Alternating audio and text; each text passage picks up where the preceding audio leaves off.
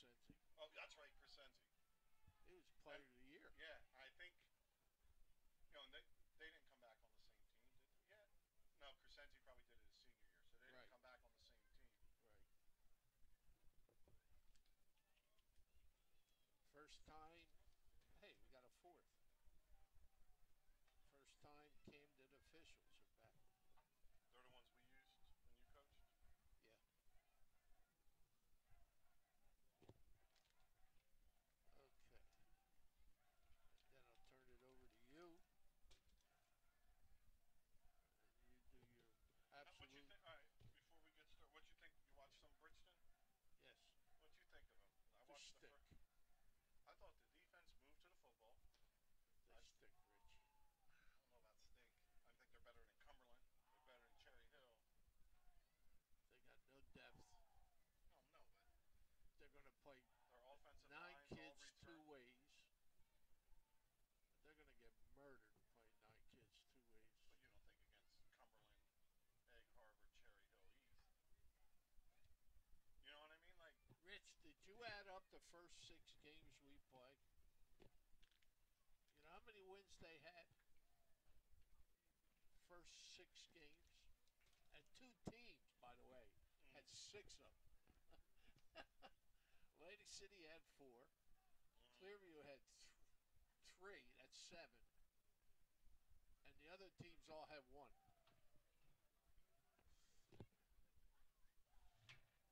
He better make hay this year because he's going to. We sure are. How are you? We are ready for. I can't hear you too well. A little better. A little more. You got such a sweet voice and you're too low.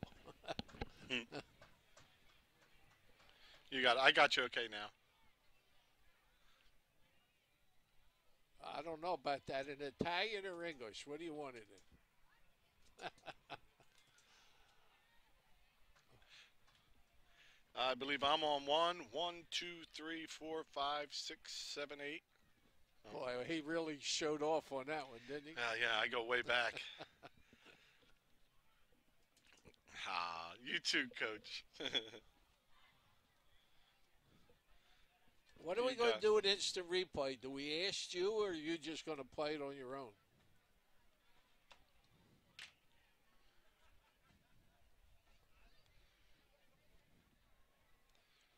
Gotcha. Okay.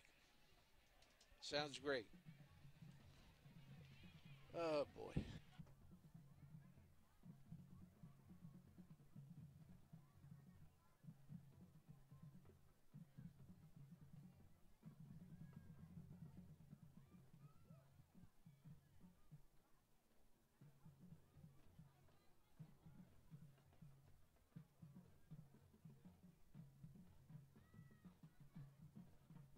Let's hear it for the Bridgeton High School Marching Band.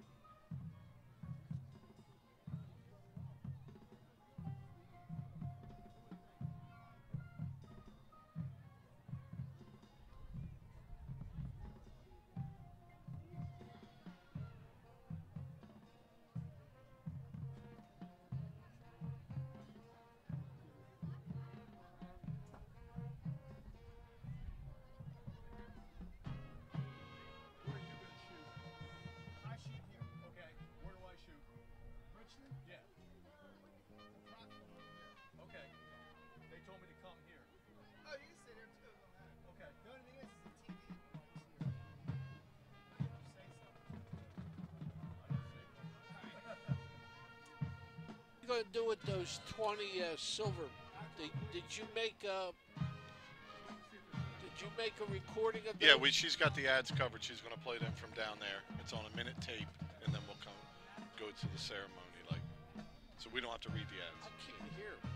She's not talking right now. It's No, me. but I couldn't hear when she was talking to you. You got to speak up louder. You're too quiet. I can hear you now. I can't hear you now. Just kidding. Just kidding.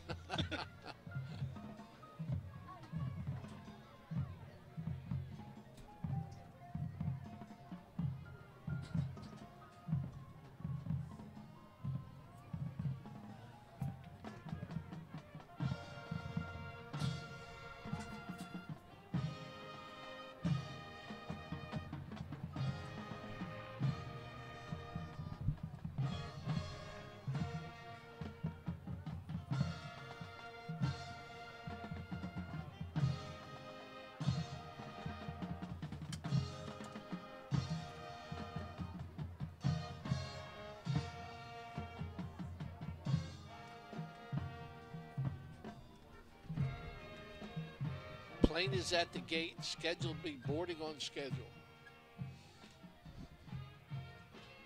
My grandmother's going crazy. Uh-oh. Yeah, I'm ready. Hang on. Now listen, if they're not starting the ceremony, I'll get started after the ads until they start. I'm off. Cool.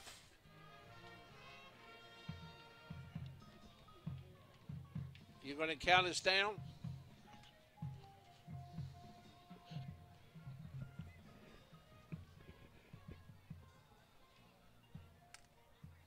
Welcome to the 2017 football season at Cantone Stadium, home of the Fighting Clan. My name is John Parentazzo, I've been the color commentator, and my partner Rich Scarpa is a play-by-play man, and he does his usual fantastic job. It's the Vineland High coming off an 8-2 season against the Bulldogs of Bridgeton, who are 2-8. So we have a complete opposite of last year. Before Rich gives you a ceremony of the game, we got some things that might happen this year, Rich, which is really exciting. Sitting down talking with Danny. Well, let's put them on the back burner for a second, Coach, and let's thank our sponsors who make it all possible for us to be here. You got it.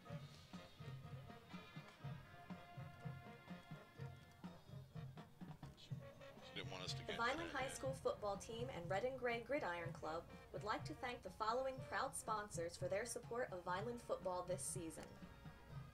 Sir Speedy of Vineland, Reconstructive Orthopedics, Ducharmes, the Greenview Inn at Eastland Golf Course, Newfield National Bank, Larry's 2 Restaurant and Caterers, Allen Associates, Delsey ShopRite, Bella Limousine, Medio Law Firm, The Claridge, a Radisson Hotel and the View Rooftop Bar and Lounge, TechNed Consulting, the Vineland Education Association, Bagel University, Manny's and Vic's Pizzeria and Restaurant, MVP Sports Bar, Richland Carpet and Flooring, G&S Dry Cleaners, the Russo family, and the Duini family.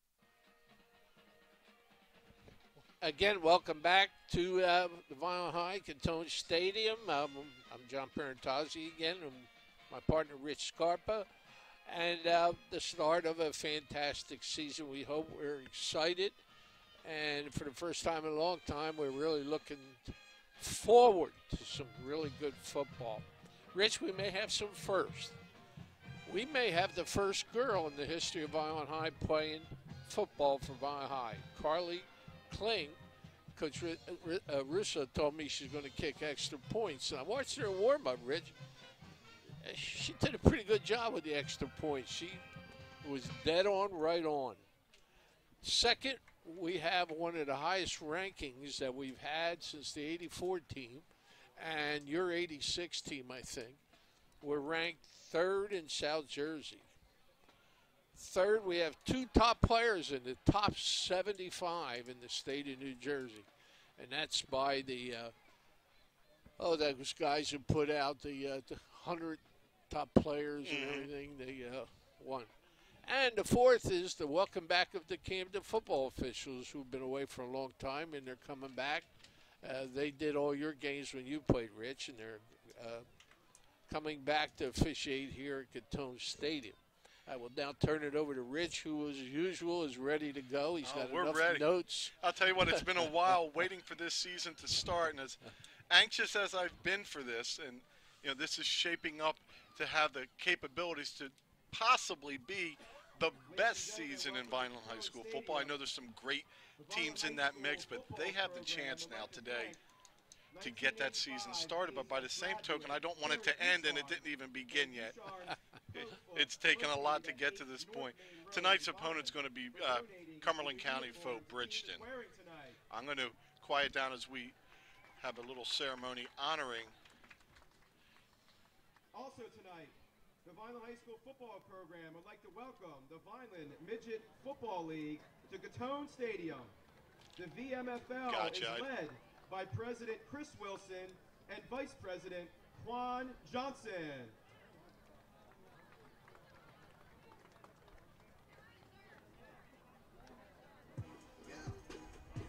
The first team we would like to recognize is the Bandits, led by Coach Brown. Please clap it up for the Vineland Bandits.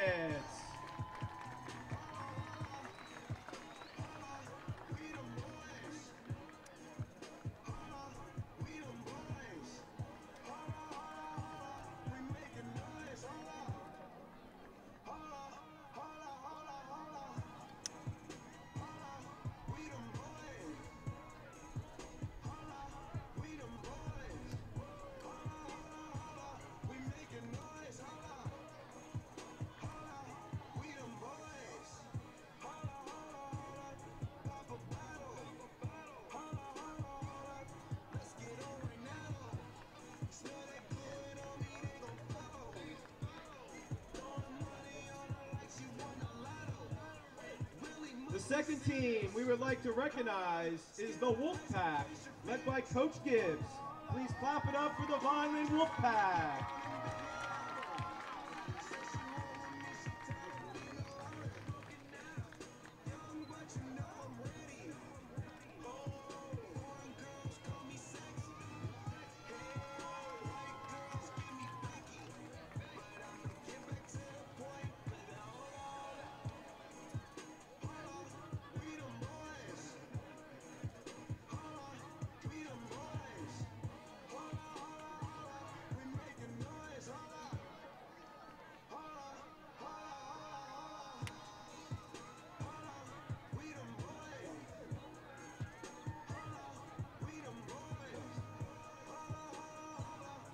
The third team we would like to recognize is the Colts, led by Coach Graves and Coach Scherer.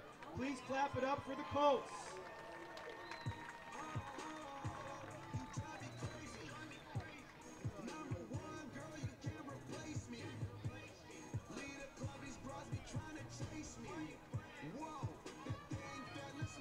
The final team we would like to recognize is the Raiders, led by Coach Scherer. Please clap it up for the Vineland Raiders.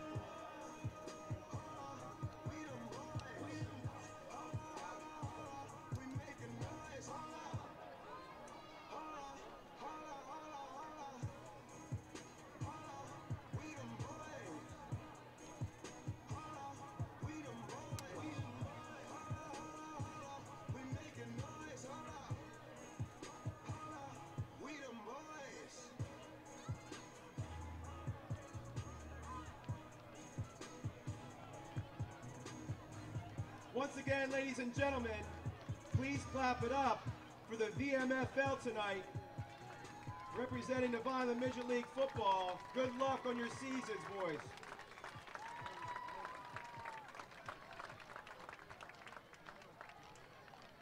Oh yeah, we them boys. And good evening and welcome to Catone Memorial Stadium for tonight's high school football matchup. This evening, the Fighting Clan of Vineland hosts the Bridgeton Bulldogs. Head coach of the Bridgeton Bulldogs is Mr. Dave Ellen. Head coach of the Fighting Clan of Vineland is Mr. Dan Russo.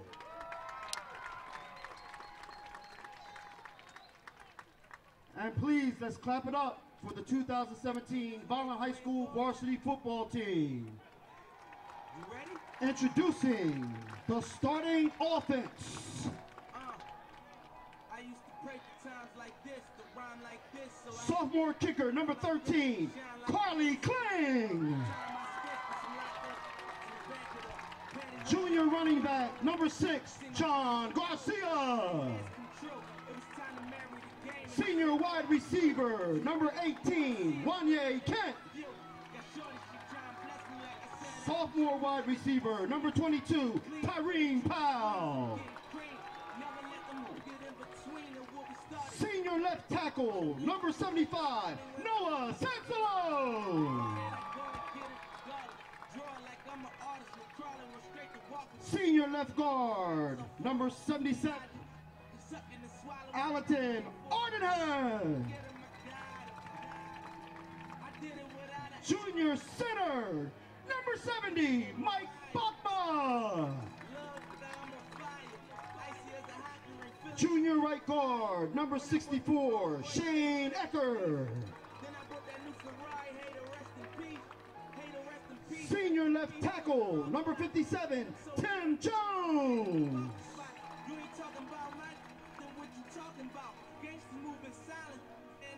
Junior tight end, number 84, Anthony Reyes.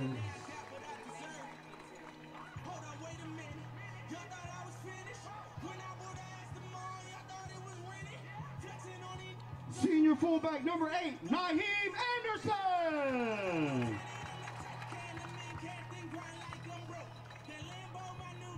And senior quarterback, number 1, Isaiah Pacheco.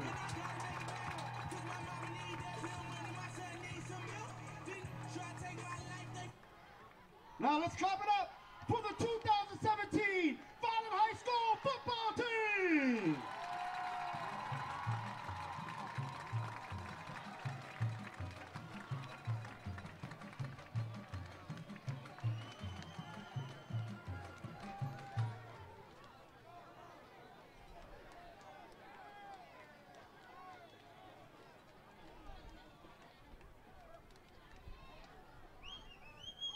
At this time, we ask that everyone please stand and remove your hats. Coming out at the center of the field, presenting our nation's colors tonight. From the Vineland High School ROTC Color Guard, we have Cadet Major Joe Torres, Cadet Major Shane Hall, Cadet Tech Sergeant Ennis Thompson, and Cadet Tech Sergeant Corrales Quinones.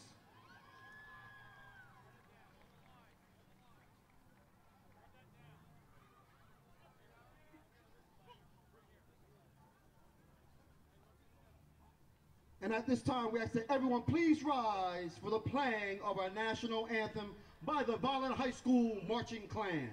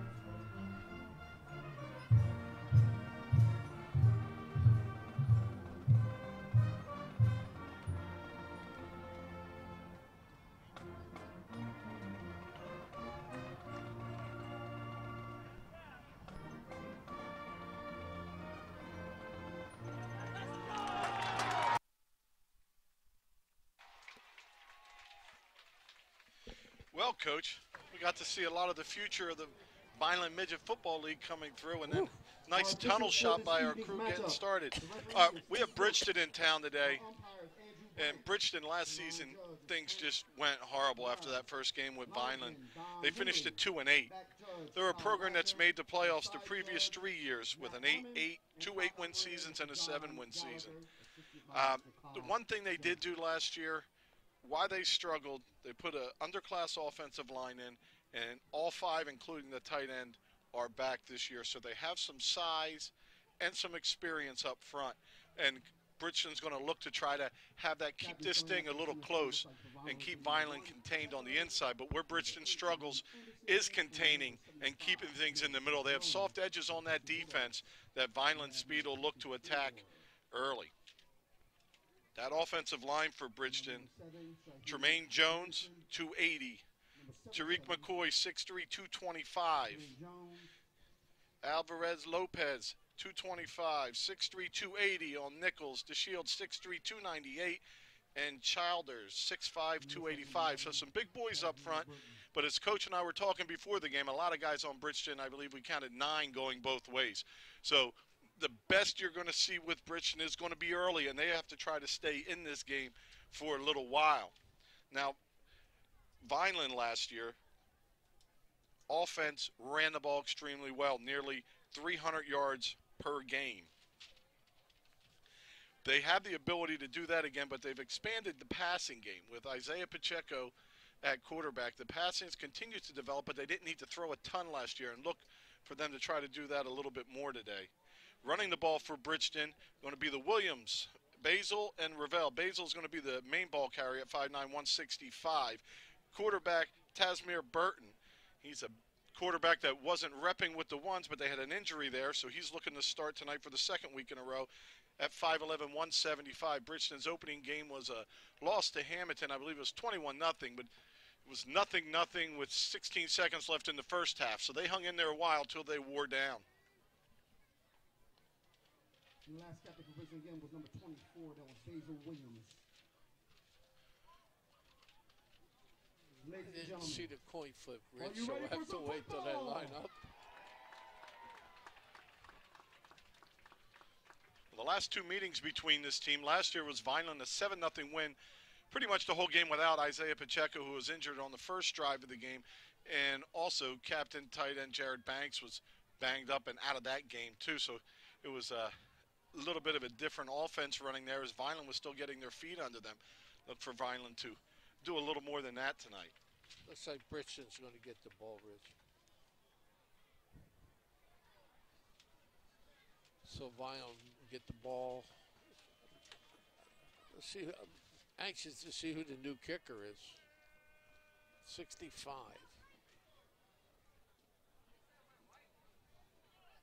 Tenth grader. That's Robert Aparicio getting set to do the kickoff. Last year, Vineland rushed for 279.8 yards per game. They scored 392 points. That was an increase of over 280 points over the previous season. So averaging 39 points a game last year, yielding 14 a contest. So it's definitely a high-powered offense, but it was the ferocity of the defense and the speed and the hitting and the toughness that really helped turn everything around for Vineland. Rich, we got everybody on this hash mark. That's different. Let's see if they're going to spread out or just try to pin them back. Kick it down this hash. It's a nice kick. It's going to come down right at the 10. And a couple nice moves before Williams toes the sideline. He's going to be out right around the 40. It's Ravel Williams. When you kick it into the hash like that, you cannot give up the sideline. And you gotta have a man standing on that sideline. I don't know if we can get another look at that, but it was Ravel Williams really set up and got most of that on his own with some real nice running.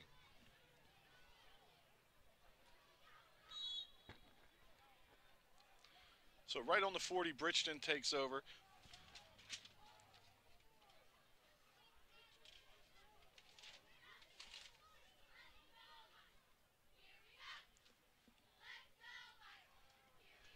quick give, stopped right in his tracks. Anthony Reyes with a tackle for loss on the first play. Boy, I love that kid. He's got a nose for that football. Just amazing. I wish he was about 3 inches taller. He can't do much about that part of it, but he's certainly attacked the weight room and gotten himself thicker, stronger, and faster all at the same time. As there's a lot of size added to the Vineland players as their off season really wasn't much of an off season. They've worked tremendously hard getting ready for today's 2nd and 12. The ball's loose on the ground. Maybe a half a yard loss on that. Reyes covers him up along with Kent. Loss of 1 on the play, brings up 3rd down and about 13 yards to ball. And this is the down and distance Bridgeton doesn't want to be into. With their offensive line as the prize cow on offense, you still don't think they're going to have time to block everybody or pick up the assignments. Coach and I talking before the game, Vineland's alignment, 3-3 stack. So you don't know where somebody's coming from. And it looks like we may have a timeout called, or my time. It looks like an equipment repair or something with the clock. But so you have your nose guard and a linebacker behind them. You have what are basically defensive ends playing outside shade, and they're stacked. So the linemen really don't know who's going where. And there's a swing pass, bobbled and hit and dropped for an incompletion. And that was a quick 3 and out, so we'll address Vineland starters on defense next time they're on that defense. Here's my first prediction of the year, Richie. All right, I'm ready. We will block a punt tonight. All right. I'm going to put like a piece of paper up here, and I'm just going to mark prediction. We'll tally them up at the end. Isaiah Pacheco back to return the kick. I watched the snapper. Solomon DeShields gets it away. It's going to be a short kick. Oh, don't touch that. Ryan Shelton nearly got a hand on that. He gets away from it. Vinyl will take over in good field position at their own 36. The ball is spotted around the 36.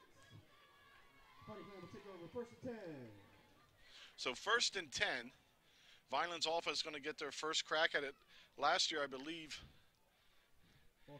the offense really didn't move too much even between the 20s on Bridgeton. It was kind of a first down here and there and a punt.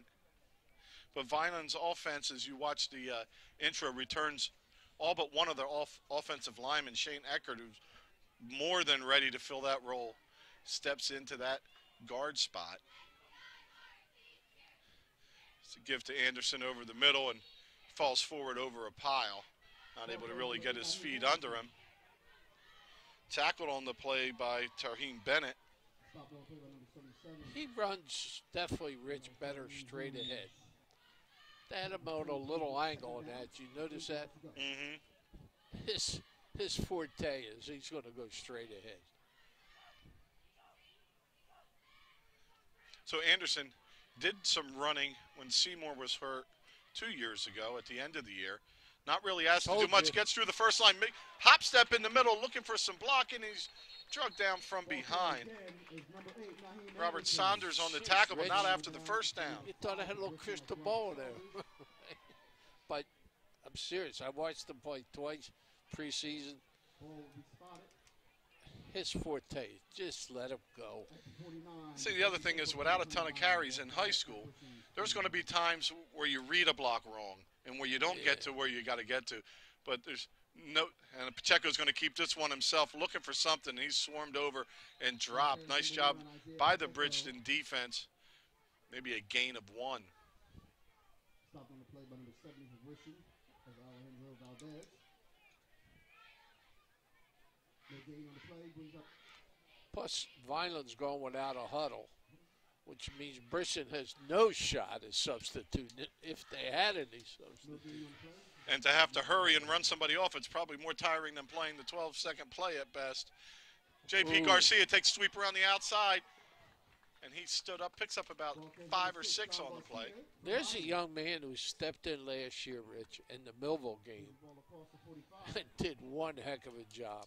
Yeah, all season long, he's the first one coming off the bench to add on offense as a running back and on defense as a corner. got those reps, and when asked, like you're saying, in the Millville game, had a whale of a game. So 3rd and short for Vineland. And a false start on Kent.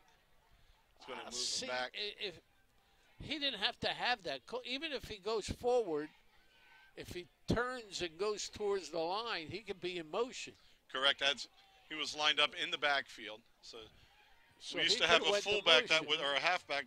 One of the Rizzo's boys would start early all the time, and Stevie, I think, and just keep going in motion.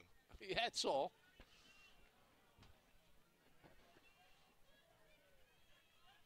So 3rd and 8. Pacheco keeps himself through the middle.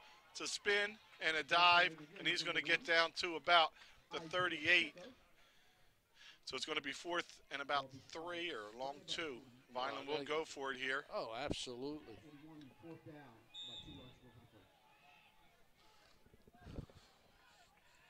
It's a pretty good drive. It started on the Vineland's 37, and they're now down close to Bridgeton's 40. Freshman Tyrene Powell out to the top of the screen. Or, excuse me, sophomore Tyrene Powell at wide receiver up top. There's a give in the middle to Anderson, who plows forward, breaks a couple tackles, still on his feet. He's got the first down to about the 44-yard line. Anderson with a nice run there. Straight ahead. You know, and as we've been talking, as the game goes on, that push by that offensive line is just going to increase. Their stoutest competition is right now. Next play will be even easier, the one after and the one after.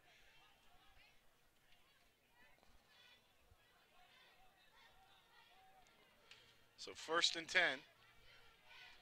And slipping is Anderson. His knee was down when he got it, so that's going to go for a loss of about 5. That's a shame. Yeah, watching the warm-ups, you know, the field kind of given away. Really hasn't been able to really dry out. Oh, Rich, I we tried do to have cut news my about lawn. It was still wet. I got zoysia grass. It'll be wet another month from now still.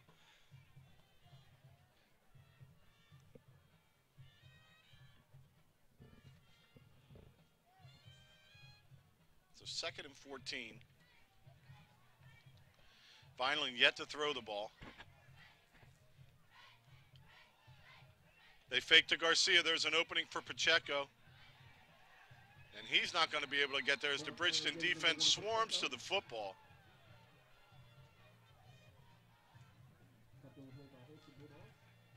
Think maybe you put the ball in the air a little bit to back him out of there, Coach? Nah. Just keep pounding and wearing down? If they're studying Jason Volpe, his idea of a pitch was like mine. Ooh. And Pacheco to pass. It's a little inside screen. And that's defended well by Justin Garner. Then he's got to make a decision. You don't gain much by punting. I agree. So Bridgeton holds Vineland to their 2nd, 4th down on this drive as we have a nice look at that offensive line. Sanzalone, Ardahan, and Bachman in the middle. They're going to have to give Pacheco a little time here.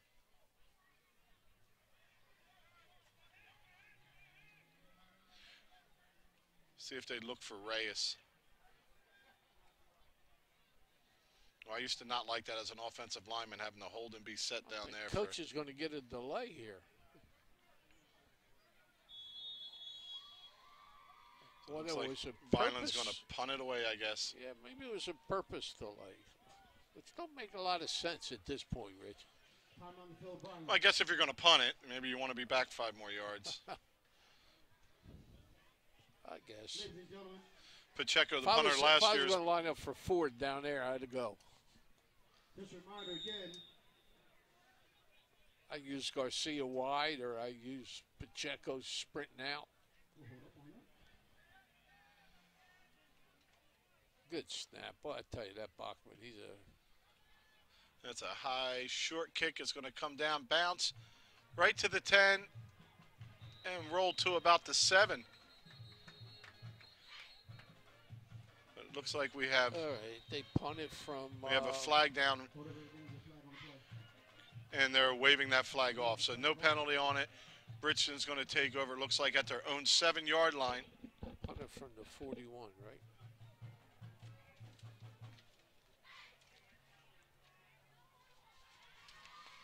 So let's Bridgeton's going to start. Let's talk about that Vineland D. Up front, the 3 down linemen. The nose tackle today, number 59, Elijah Jones, a junior at 5'10", 350. Anchoring the end of the line, 84, Anthony Reyes, 5'11", 230. And number 75, 6'4", 250, Noah Sansalona, early commit to Bucknell. And then on the young quarterback at safety. yes, Rich? yeah, I'm going to get around to them. But yeah, Ryan Selton's playing safety, number 10. But Wow. up in front of him, Philip Blackwell takes over the inside linebacker job.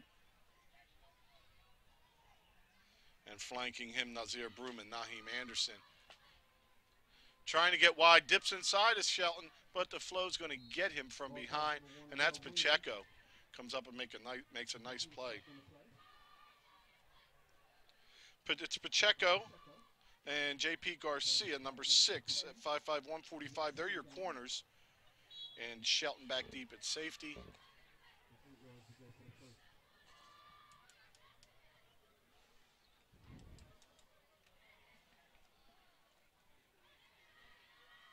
And Kent, your other safety.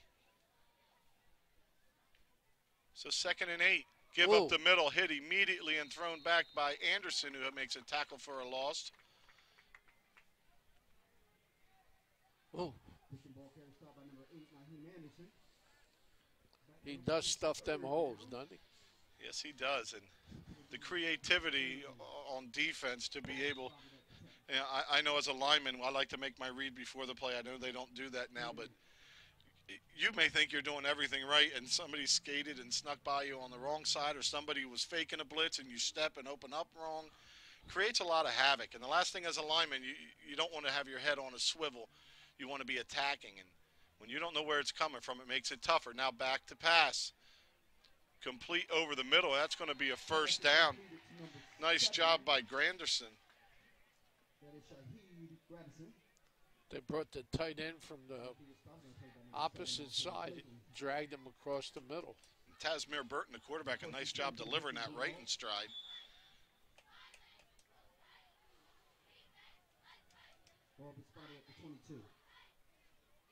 So with the pump by Pacheco, Vineland establishes field position. Now look to hold Bridgeton down here without getting another first down to have that field position when they get back on offense.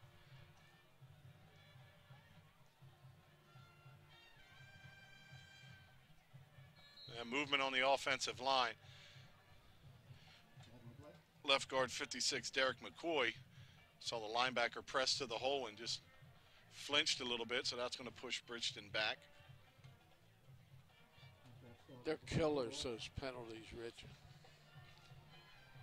I watched the Kansas City game. My God, Kansas City had enough penalties.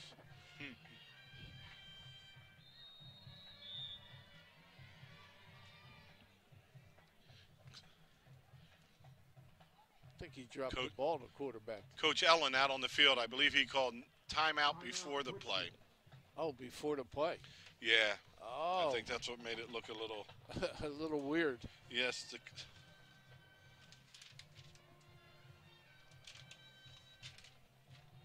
Fast-moving first quarter, Rich. 3 minutes to go. If you're Bridgeton, you got to be happy with that. Vineland's had the ball only one time, and we're almost out of this quarter if you can get a first down. But 1st and 15 deep in your own end now. Of the coach Richard Clement Field at Vineland High School, varsity soccer field. Mr. Clement's service to the students as a lifelong coach. For Bridgeton's head coach Dave Ellen, it's his 18th season at Bridgeton. 105 wins, 83 losses. As I mentioned earlier, last year it was 7-0 Vineland, but Coach Russo's first season, 2013, it was a 51-0 Bridgeton win. We've come a long way, haven't we? Yeah, without question.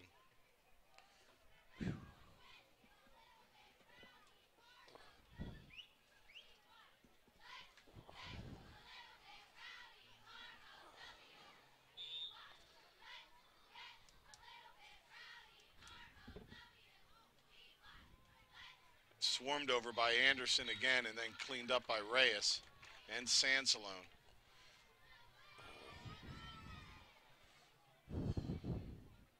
It's going to be another loss on the play for Bridgeton.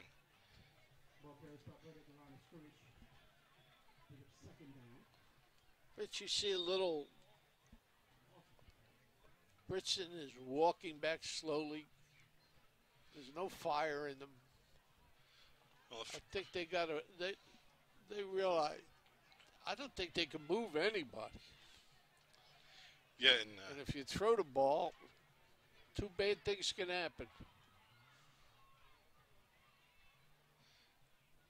and here's a pass here, and it's tipped high in the air and One going to bad fall thing. incomplete. But there's a penalty.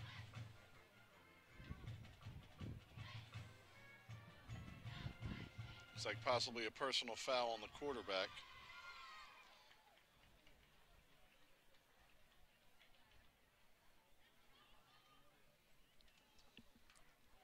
Yeah, roughing the quarterback. How about that? It's Yeah, not gonna be a first, though. After the tip, Broom got into the quarterback a little late, and he's Is that little banged automatic up. first? I guess it's automatic. Because that wasn't a first down.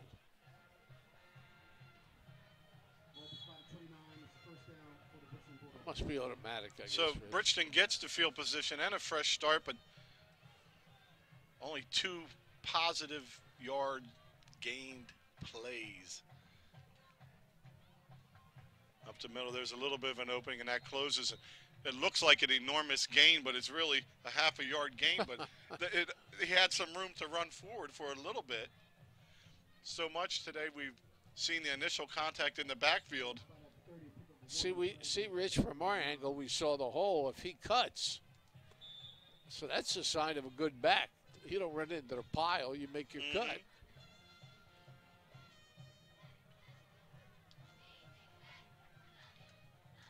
Anderson's coming from the outside here. See him? And he's by, and he's free. Oh, and he he missed pulls it. up before he hits him. And outrunning the defender to the corner for what looks like another first down before Blackwell pushes him out. And I don't think we'll see that happen again. I think Anderson didn't want to draw a personal foul and just tried to shove the quarterback to the ground. But Tazier Burton stayed on his feet and picked up the first down. The first and 10 for the Bridgeton Bulldogs. I had a few keys to the game today, and first one was stay motivated. You know, Vineland was a little flat in their last preseason game with Buna, and coming into this game as a heavy favorite, sometimes it's hard to get it going. You almost need to get punched in the mouth or have somebody score to get you focused in. There's just a power dive up the middle and falling forward for a gain of about 4. Ball carries number 5, Robert Saunders. Goes Saunders. Interesting first quarter, isn't it, Rich? Yeah. Bridgeton's had 2 possessions. Vineland's had 1.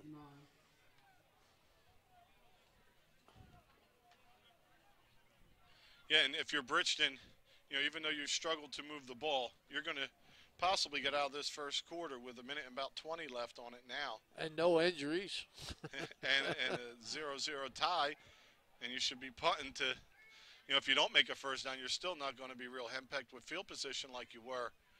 Anderson comes through, almost takes the ball from the quarterback on the exchange, and I think they're going to have a face mask at the end of that play on Vineland.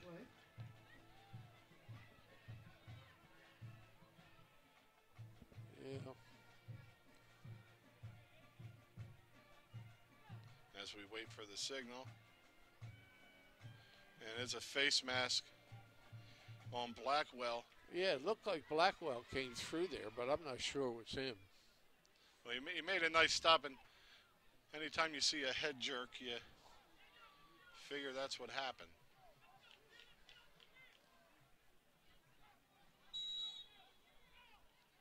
Also, penalties have aided Bridgeton on this. So roughing the quarterback for an automatic first down, the 15 yards wouldn't have been enough. First and 10 for the And a Bridgeton personal Bulldogs. foul face mask puts Bridgeton in Vineland territory at the Vineland 44-yard line.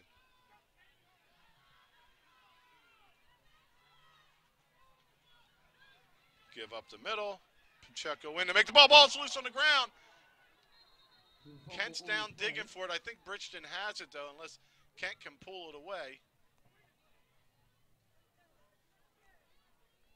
Nice try by Kent on Pacheco, stripping the ball, ripping it out of the hands of the running back. Yeah, Bridgeton gained 2 yards on a fumble. That's pretty good.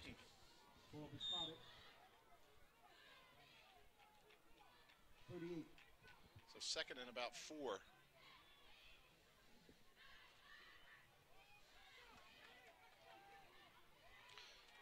Lawton Ardahan in at nose guard now. 77 right in the middle. Oh, and there's a gap to run. And picking up big yards and a first down. Darian Childers. On the carry. Looks like the ball was spotted right at the They 20. caught. Can you replay that one? End of the They, first they quarter. caught in an outside blitz.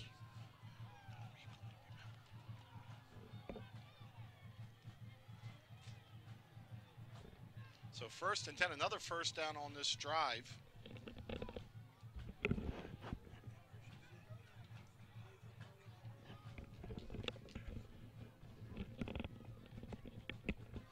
As they get that set, another timeout here. Not to start, Vineland wanted. Bridgeton aided by some penalties and then a couple nice plays, especially that last run. by Yeah, after that Childers. last play, Rich, it was a 50-yard drive, and 30 of it was penalties. That's Real nice crowd tonight. Ladies and gentlemen, we want to remind you and make you aware For of the opening game, and fundraising activity they're just going waiting to on have here. something to cheer about, and hopefully it won't be long. Finally make a stop here. With inspiration and power of donation persuasion throughout the football game this Friday night. The football Yeah, I game gotta is think with the kick-off for pressure VHS fundraising efforts. that's These on efforts will continue Tasimir with each Burton, the fall quarterback, sports number team 11. going There's going to be a point in time where he's hit as he's handing off, and that ball, turnovers are close to happening because he's getting hit during the exchange. Right after, they're getting bottled up.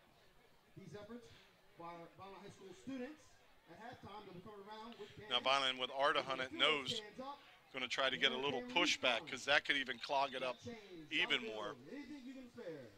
Because any step that center takes forward is going to give room for a running back to run. So you want to just jam him straight back as Bridgeton is toe-to-toe. And the ball's loose on the ground. But I think he fell right back on it, does Burton, so second and 10. the second time he fumbled the snap. Ball spotted at 20. We got second, there's no gain. We got second and 10.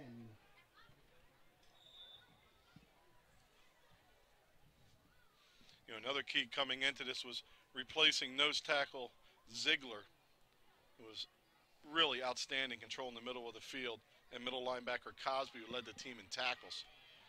That's Blackwell and Ardahan in there now, and they've done a pretty good job stuffing the run, just one run really for over 5 yards.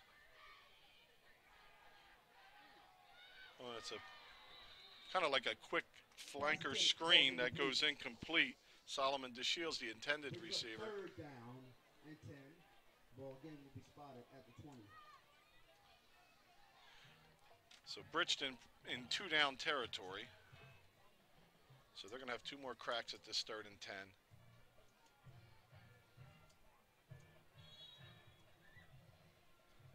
That was number 77. Ardahan, is that how you say Yes, it, Rich? Ardahan.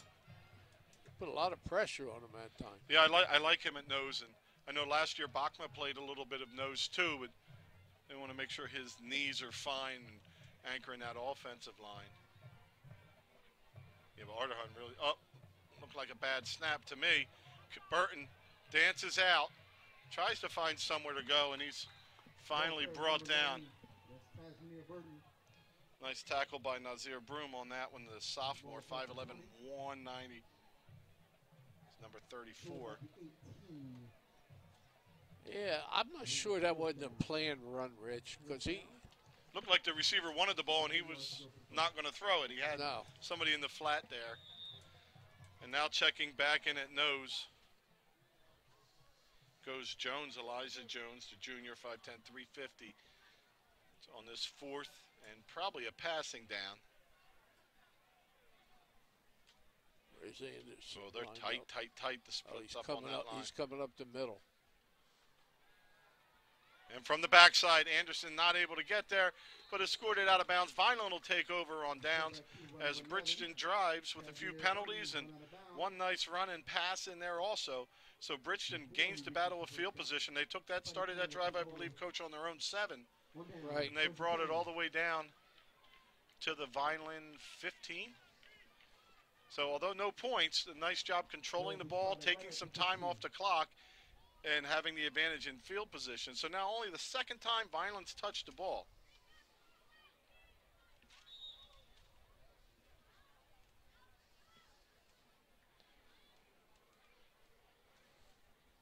Not what I expected, Rich. Yeah, it's kind of like they moved the ball and got to 4th, converted to 4th, and the 2nd time just punted away. But I'd like to see him have the ball more than once a quarter.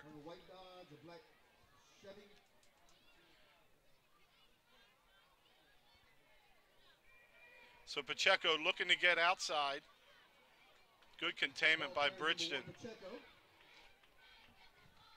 It's 56 once again, Derek McCoy.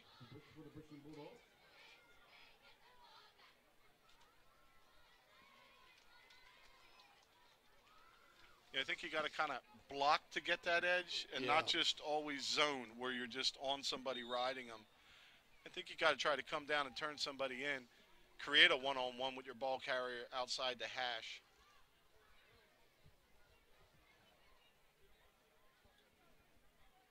Pacheco takes it himself, dives forward. Looks like he may have the first down. Oh, I'm way off. Nah, 3rd and 3. Better cut that time.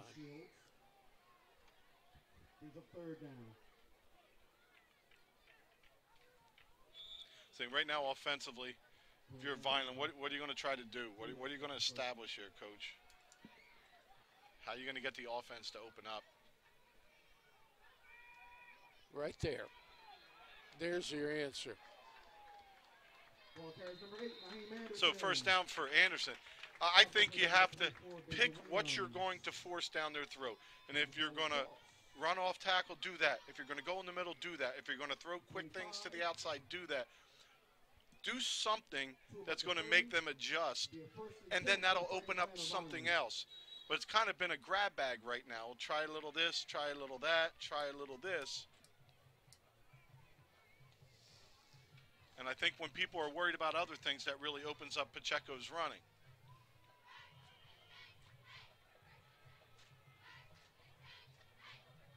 And Coach Russo is going to take a timeout here. Who called timeout, Rich? Coach Russo calls that timeout with 8:41 to go in the 2nd. Dollar bills, whatever you have to spare. Please help our efforts in raising money for the Hurricane Fund. Ladies and gentlemen, we have some cars that are blocking. So what are we doing on the other side of the field, Coach? If you're Bridgeton, Bridgeton's angling a lot, Rich, which I guess they're guessing pretty good. They're angling. As soon as Pacheco moves, they're angling right to him. And that's a pretty good defensive strategy because Vineland doesn't really have a lot of counters when he gets the ball. True. So as soon as he gets it, they're angling right to him.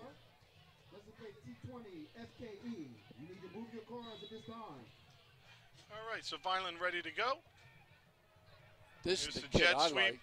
Here's the kid I like. Garcia not able to get anywhere. He ran it well, but Solomon DeShields and the Bridgeton defense absorbed the blockers, and DeShields comes up and makes a nice tackle or a nice hit. Boy, I give that kid a lot of credit, DeShields. That was played perfectly by all three of the Bridgeton defenders out there. He's taking a beating, and he's giving one back a little. And nobody waited to get blocked. They attacked.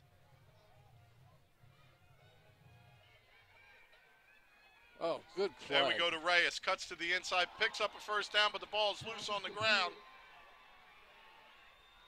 I haven't seen what the officials have signaled, if Reyes was down or not. Looks like they're going to talk about it.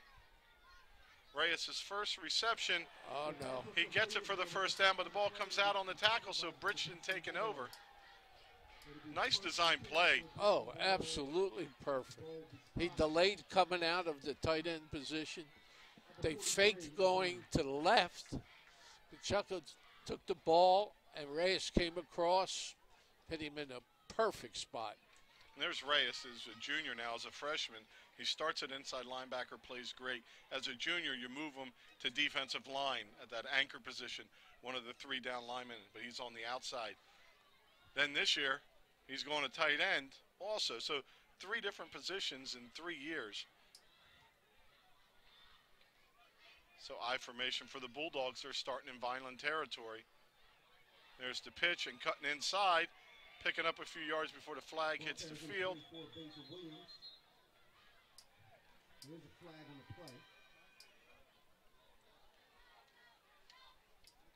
That's a hold on Bridgeton. Tell you, Basil Williams did a good job running that too. Yeah, they picked up Anderson, who was coming, and what they did was they down blocked on him, and that left that hole open. But I don't have the number right in front of me. I know Williams, it was either like 600 to 800 yards. Like he had some yards last year. I think it was more in the 600 range. But Gonna find job out there this evening. And a nice new uniform. So just like last week, Bridgeton in a 0-0 game in the second quarter. We're halfway through it. Not much there. Tackle for loss again by Reyes. Basil Williams that time there are couldn't 2 even square players on that team that I think, Rich, that really go unnoticed. One is Reyes. He's got a nose for that football. And you don't hear much about him, the other kid is the center. He does a great job of snapping the ball. He's off the ball faster than the other linemen. He really is.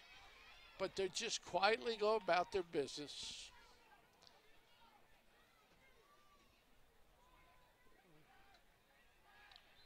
Good support from the inside as Kent gets in on that tackle. It's a big stand for Vineland right now. Reyes last year, as you mentioned, kind of goes a little unnoticed. Second on the teams in tackles for loss, second on the team in sacks with 8 from that defensive line position, and you're absolutely right.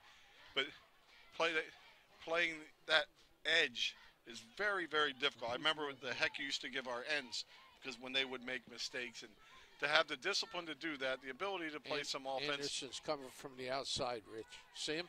Looks back to drop, throws it deep. He's hit as he throws it. And in great coverage is J.P. Garcia, stride for stride with Shelton coming over top. Well, on that one, Tasmir Burton really put something on that because he was on his back foot getting hit as he threw it. And ball still went quite a ways. Not bad for somebody that didn't think they were going to be playing quarterback for Bridgeton 2 weeks ago. Well, Rich, see if my prediction comes through. I'll tell you what's going to happen, Coach. We're going to run this punt back for a touchdown, right? Is that your prediction? And then we're still not going to see the offense again. That I'm waiting to see them get it back. So after the turnover, a quick 3 and out with a loss of 10 yards storing at high snap. And it's away and out of bounds. And a great job by Anderson and also Nazir Broom to lay off the kicker. They got close, didn't get the ball, and no running into the kicker, no personal foul on him. Nice job back there.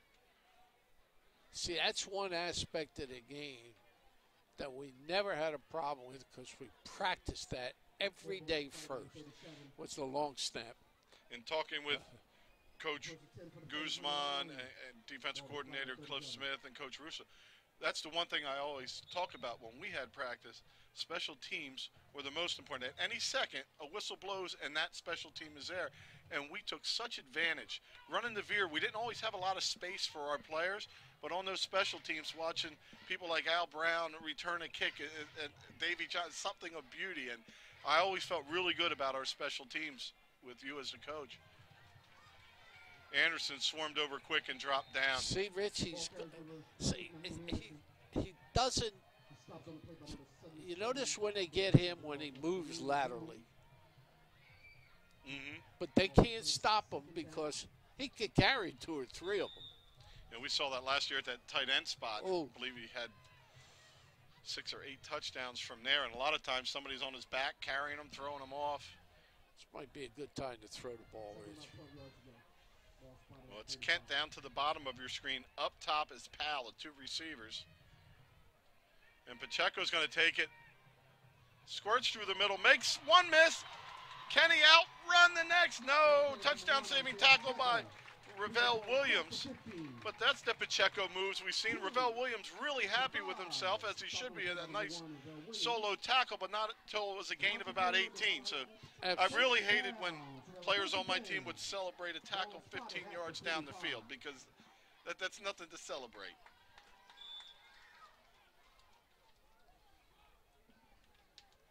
So 1st and 10, Vineland on the Bridgeton side of the field at the 45.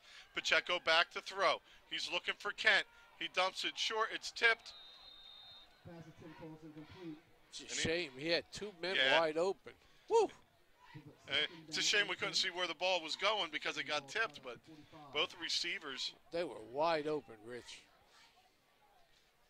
Yeah, That could have been the Garcia start and of Reyes. a big play.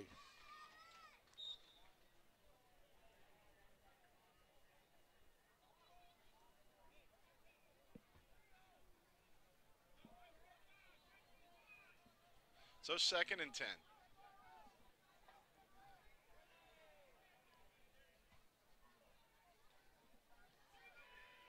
Oh, ball's loose.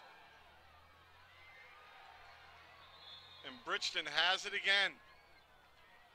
Right at their own 48, right about midfield. So back-to-back drives end in fumbles for Vineland. First and 10 for the Bridgeton Bulldogs. Ball will be spotted. Around the 47. This is their 4th possession, Rich. Ball spotted at 48. And you notice Bridgeton's getting a little more frisky. Yeah. He's about to be towed. You need to move your vehicle.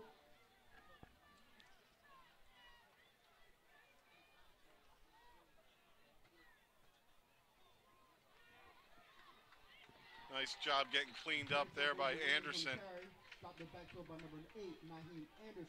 Isaiah Blakely contains the back and gets the push upfield when he tries to come under. Tackles made by Anderson. Nice job by Blakely. Second down by 16. Ball be spotted at 42.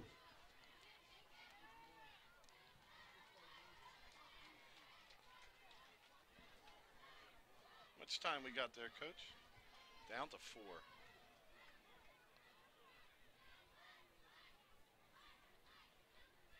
Williams gets the counter on the inside. And he'll get back to penalty yards and maybe one more. Williams for Bridgeton. He is stopped on the play. Number 84, Vineland. So 3rd and about 10. Well, we did see a little spark out of Pacheco on that last try. That was a good run he made.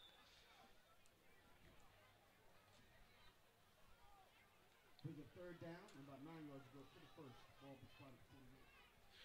You know, with the coaching staff here, the one thing with us doing the games I love is the access that they grant us, not just to practice and players and themselves, but video. You know, we're able to scout opponents and know what we're looking at when we come in, and it really hasn't always been that way. There's another counter to Williams. He's got one man to beat, and he does. Gets to the outside, but the support is really, really good by Vineland. He broke through a couple tackles, and one by one, support showed up, and as he tried to deal with them, more of it came. So 4th and long, Bridgeton may be punting here. Ball right at midfield. That's the first time I saw Reyes get beat on a tackle. He had him dead in his sights on the line of scrimmage.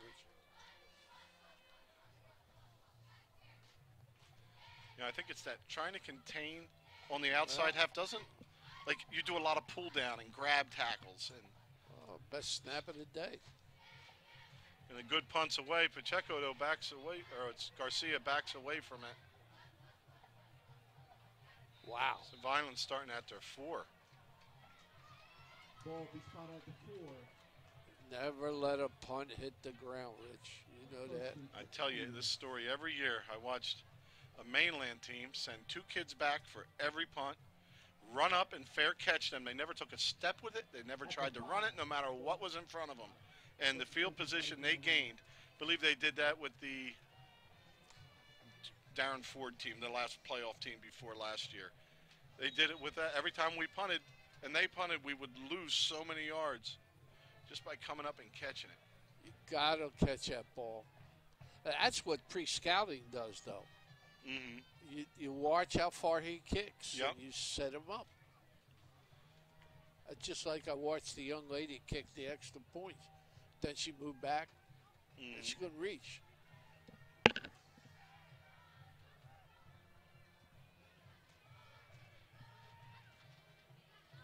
Well, nice lift and tackle by the Bulldog D. Not much gain on that. Brings the ball across the 5. Looks like.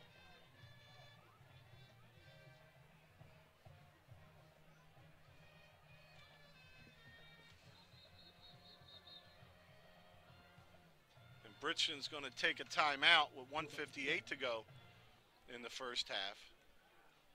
So they may want another chance with this football. No, I Williams. think they're tired. BMW, you need to move your car immediately. Sharif Williams.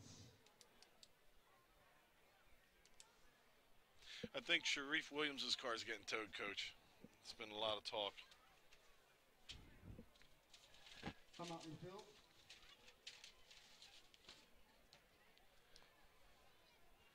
I think if you're Coach Ellen coming in, No, I was going to say, that young lady could be the difference in his game, a short field goal.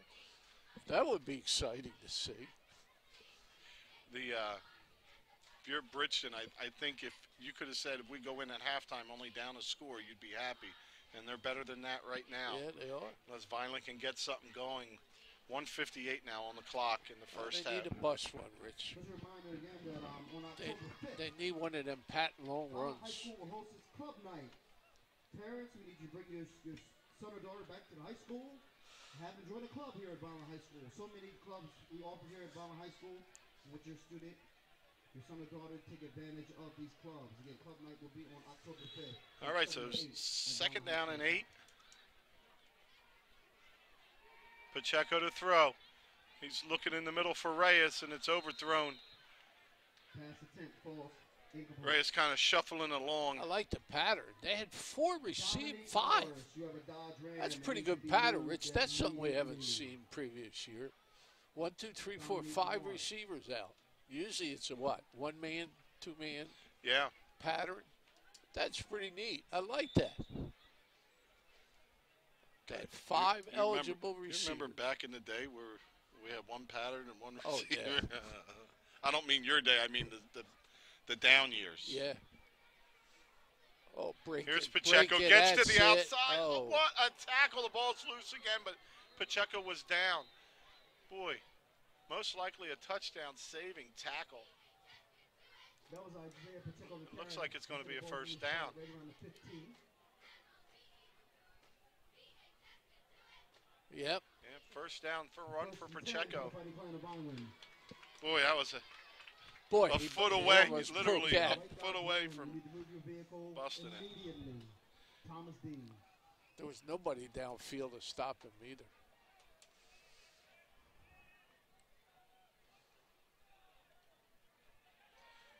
Garcia to the outside. Good cut. Makes a nice move, but there's going to be a hold back at the 15. Ball carries number 6.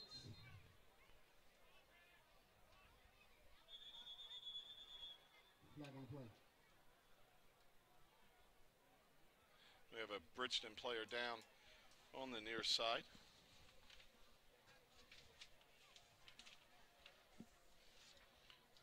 Oh, right there, Rich. Yeah, right on the side. Well, they attend to him. We're talking a lot about, things the coaches do and the hard work put in by the players and the coaches. Let's mention Vineland's coaching staff, of course, head coach Dan Russo, who is 16-24 in his fifth year, but 8-2 last year, and should have another fine season to get that even down. Yeah, Cliff Smith, the defensive coordinator. Jason Volpe, offensive coordinator. Kyle Serrana, head of football operations. Defensive line coach, Jose Guzman. Sylvester Shafalali, offensive line coach. Chris Vizo, quarterbacks coach. Special teams, Jim Eccles. Paul Lonergan, head coach of the freshmen. And Jason Dorsey, freshman defensive coordinator. Chris Vizo was a quarterbacks coach. So not the first half. The Fighting Clan wanted 1:34 on the clock, but they're back at a 1st and 10 at their own 15. Oh, I didn't see the young man. Did he get up, Rich? Yeah, he's making his way over and seems to be all right, so that's fortunate. But a great first half for Bridgeton thus far. Vineland turning it over a couple times. Drive stalled and a punt. It was down at the 7, and it was Bridgeton taking and marching down the field, eating up most of that first and second quarter. And now calling timeouts, trying to get another shot with the football. But it's first down now. That first down will probably mean Bridgeton will let the clock run, and it'll be Vineland trying to see if they gain some yards so they can try to hurry and get something accomplished.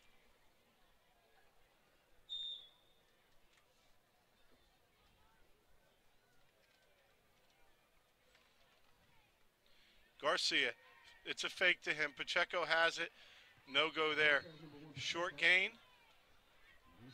And Bridgeton is going to call timeout. Well, they called timeout on that. Managers will be heading out. That's Julia Bordley, Hanea Salazar, Maria Fuentes, Sydney Matthew, Taisha Ellis. I wasn't tracking the timeouts, I didn't Coach. either. A lot of timeouts have been called in the last couple minutes. And a few were called early. I believe it's their last. I think they had one early. And I think when they were driving and on a first down, we've used 2 so far. So I think they're out and we have 1.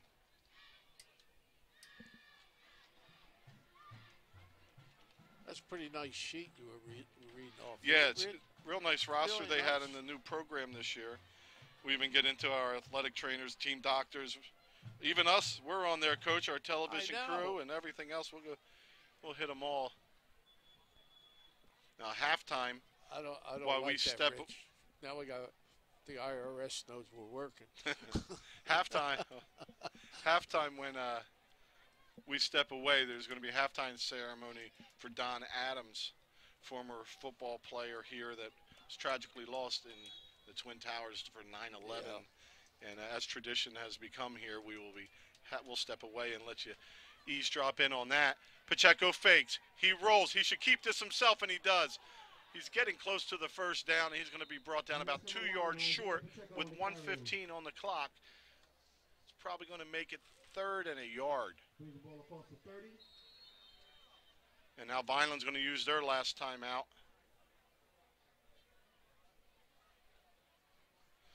As the managers check onto the field. Team doctors, Dr. Joseph Bernardini and Dr. Brad Bernardini, athletic trainer. Trainer Dave Reckenbiel, Dara Tomasello, and Sarah Unger.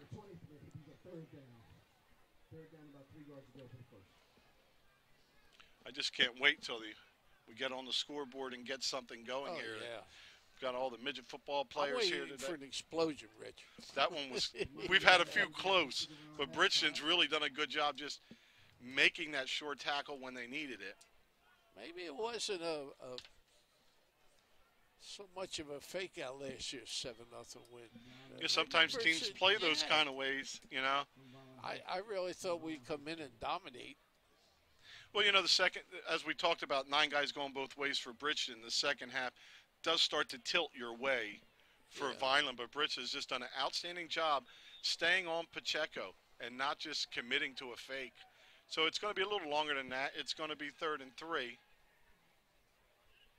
Pacheco spins, falls forward. He has the first down. He's crossed the line. So now Vineland will have to hurry up and get set on the football as the clock will run when it's made ready with 58 seconds to go in the first half. Vineland a long way from scoring.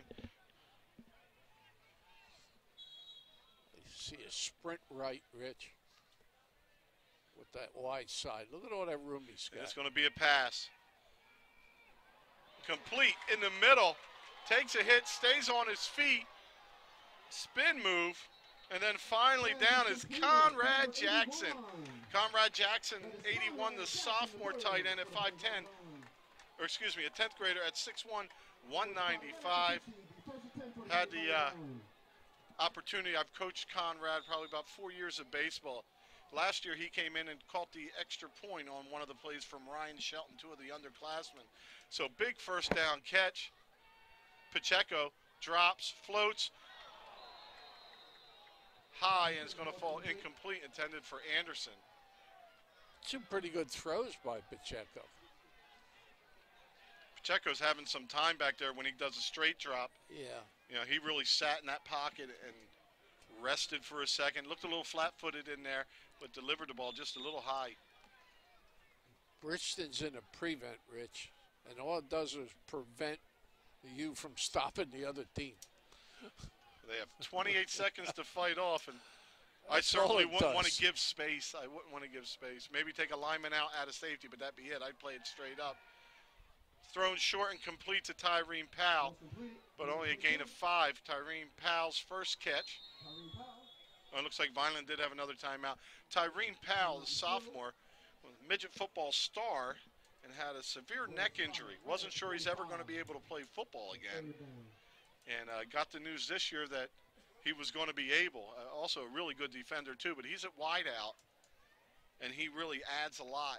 You know, he has the size, the speed, and the youth. Well, Vineland's got a young man coming after the 4th game that's going to put some speed on that. Dana Tall's son. Yeah, I think he only has to wait 2. It's I Taj. thought his is 4. I believe Taj Reese is the one that was 4 because he had a lot more One playing is 2, time. one's 4, right? Yeah, I believe Tall is 2, and it's Reese that You might did be a right, lot Rich. more over. But I know Danny told me one was 2. Well, actually, there's 2 of them that are 2, and one is 4. Boy, that'll give some speed on that outside.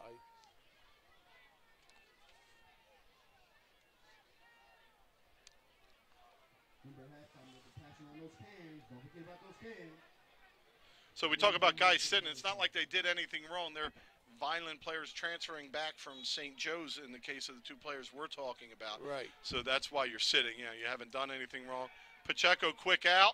And after the first down, stepping out, goes Tyreen Powell with a second catch. Vineland now at the 39-yard line with 15 seconds to go.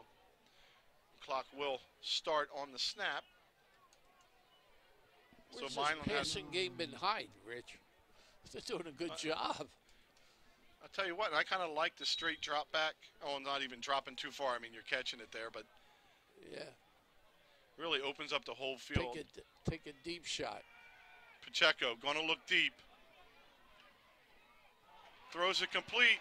JP gets out of bounds. That's a heads-up football play as JP Garcia not able to get into the end zone, but he picks up about 18 to 20 yards and wisely gets out of bounds with 6 seconds left. 36-yard field goal from here. Last year, you would have seen Robert Kling go out, the senior kicker who established all Vineland's kicking records, but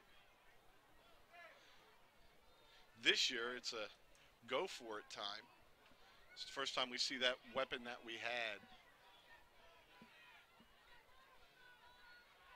Pacheco fakes, dips, floats for Powell. And that may be offensive interference, but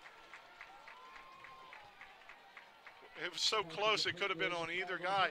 Not sure if it's on the defense. It looked like he had position, and maybe Powell came over the shoulder, which was a good move.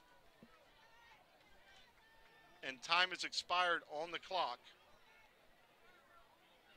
We'll see if this foul is on Bridgeton. That'll give Vineland one untimed play.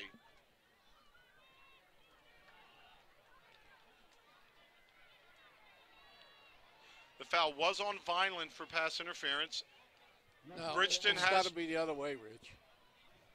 the foul was on Vineland for pass interference, Right. and Bridgeton declined, so Right. the first half would end. But So the if the other way goes, you can get an untimed right, play. right. But the foul was on Vineland. Bridgeton Right. declined. That takes us to the half, and we're at nothing with no time to go. Good drive by Vineland. So Vineland heading to the locker room, and Bridgeton's got to be pleased with their first half. Coach, you want to run me real quick through that first half, and we'll step aside for the halftime festivities. Absolutely, Rich. Each team had 4 possessions. Each had a semi-drive, Rich. Bridgeton started on their own 7 on the second possession and went to Vineland's 15 where they round out. Vineland's last possession, they started on their 5 and the half ended with them on the 20-yard line of Bridgeton. So they're the 2 big really movement of the balls. Vineland's had 2 fumbles, which has hurt them badly, and turned the ball over to Bridgeton. So with each team having 4 possessions, Rich, neither one scoring, we go into half with a 0-0 tie. All right, and Coach and I will be back for the second half. Thank you very much, and thank you for letting me know when you say that. Thank you. What's up? Nave, this is my football coach, Coach Parentazzi. Nave's a student at Bridgeton at my school. 7th grade. So you got to come to the game? Yes. Right. So it worked out okay?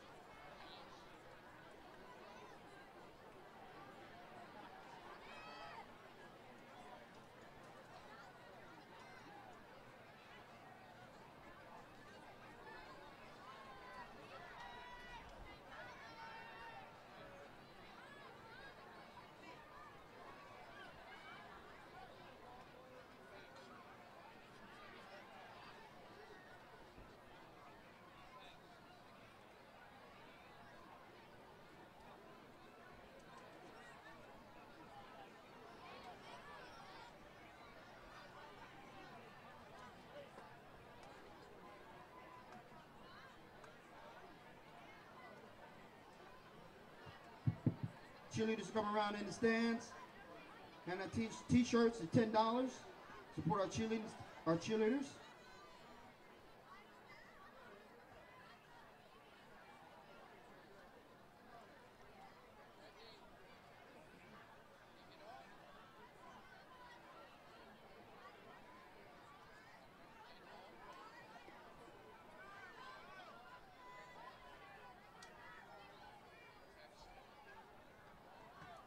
We have t-shirts, seat cushions, and cups, and footballs.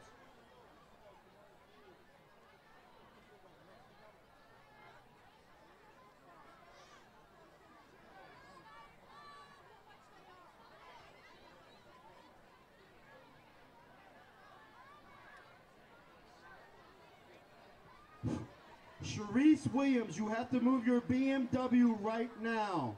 Sharice Williams, you have to remove your BMW right now.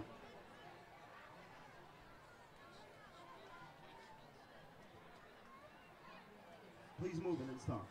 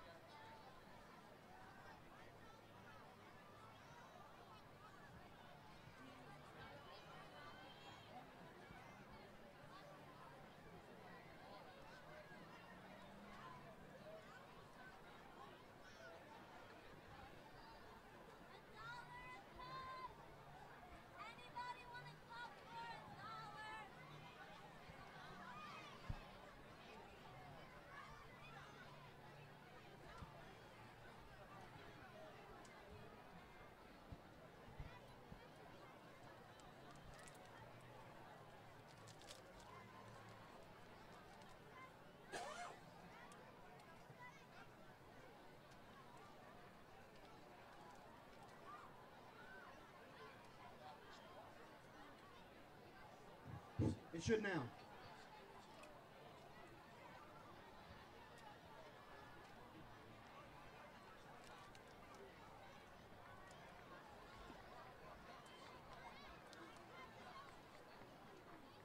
Try it again, Dan. Try it again.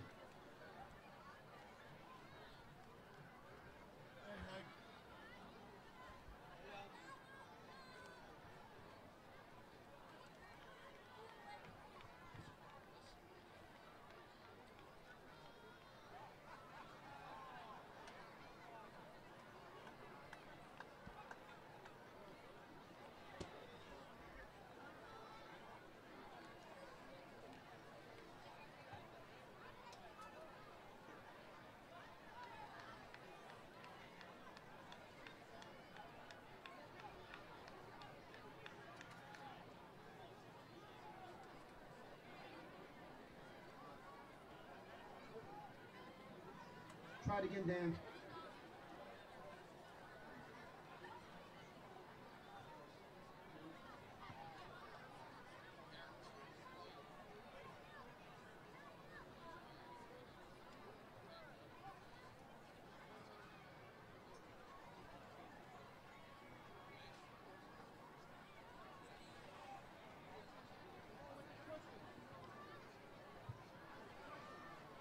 Hey, we'd like to thank everyone for coming out tonight to support us.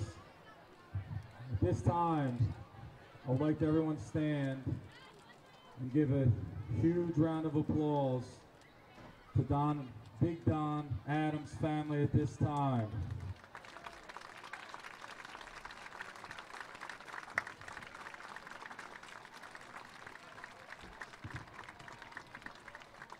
As you can see, we took Big Don's number and we framed it, and it will hang in Gatone Stadium in memory of our friend, our brother, our son, and a father, and a member of the Vineland High School football program.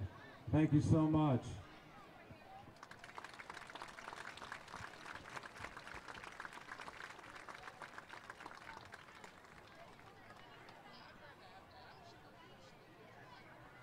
At this time, we would like to honor our country and Don with the playing of America the Beautiful. Please remove your hats and face the American flag. Thank you.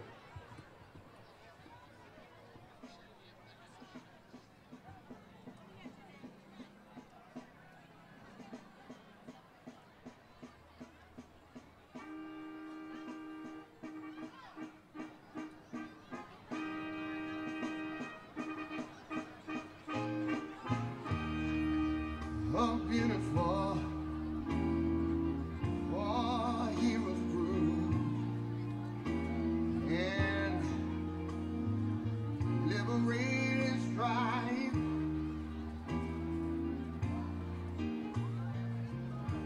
Who more than sang our country love and mercy more than life.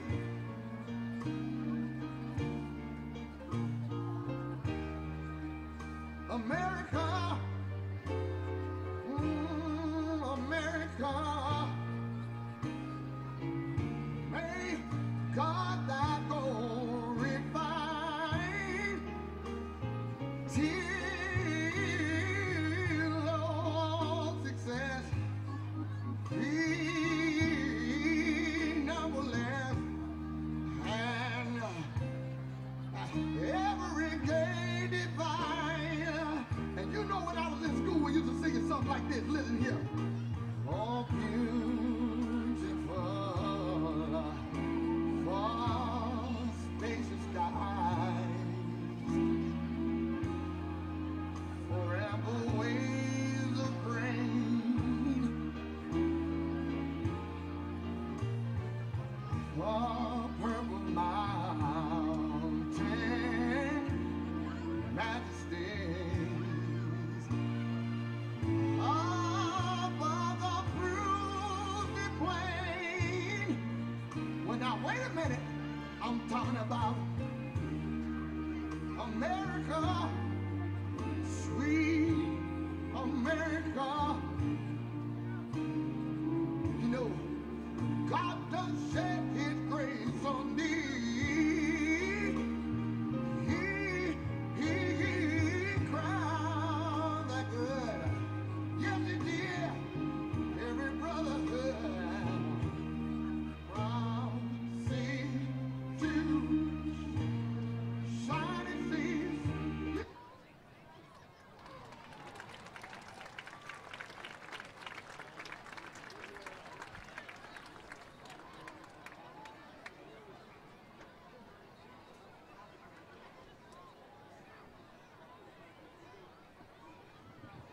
Thank you so much for your support.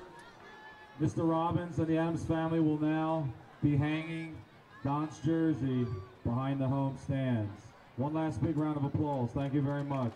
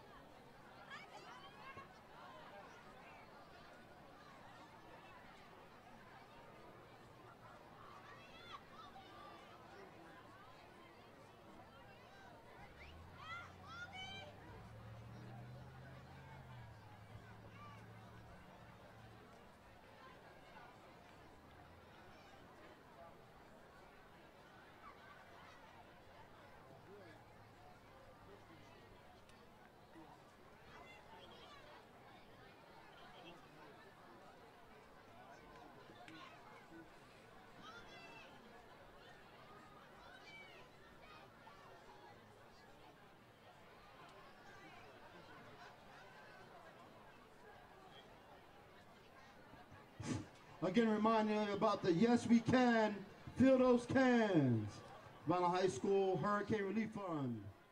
Please support our students in their efforts as they try to raise money, again, for the Hurricane Relief Fund. Not only will we be doing it here at tonight's football game, but at every sporting event here at Vineland High School during the fall season.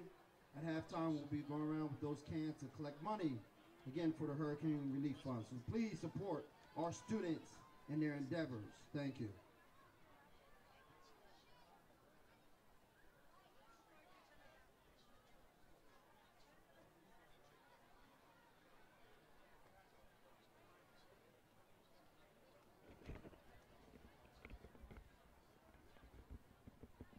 Not what I expected.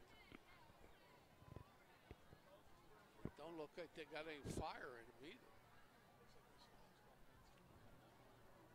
We do.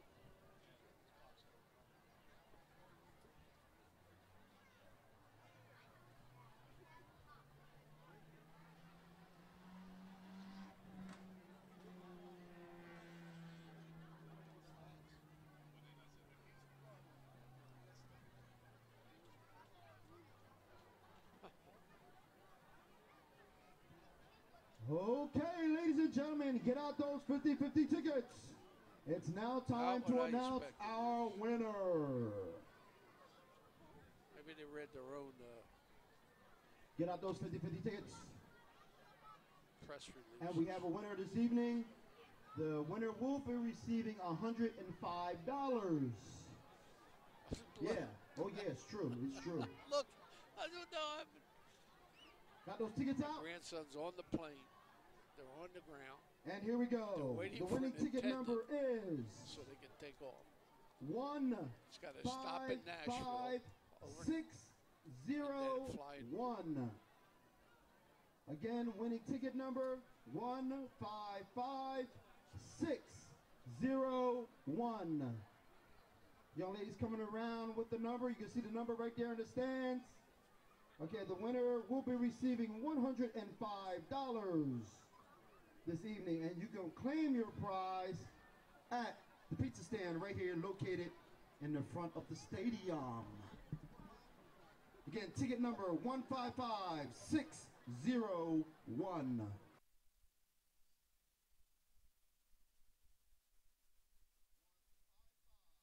The Vineland High School football team and Red and Gray Gridiron Club would like to thank the following proud sponsors for their support of Vineland football this season. Sir Speedy of Vineland, Reconstructive Orthopedics, Ducharmes, the Greenview Inn at Eastland Golf Course, Newfield National Bank, Larry's 2 Restaurant and Caterers, Allen Associates, Delsey ShopRite, Bella Limousine, Medio Law Firm, The Claridge, a Radisson Hotel and the View Rooftop Bar and Lounge, TechNed Consulting, the Vineland Education Association, Bagel University, Manny's and Vic's Pizzeria and Restaurant, MVP Sports Bar, Richland Carpet and Flooring, G&S Dry Cleaners, the Russo family, and the Duane family.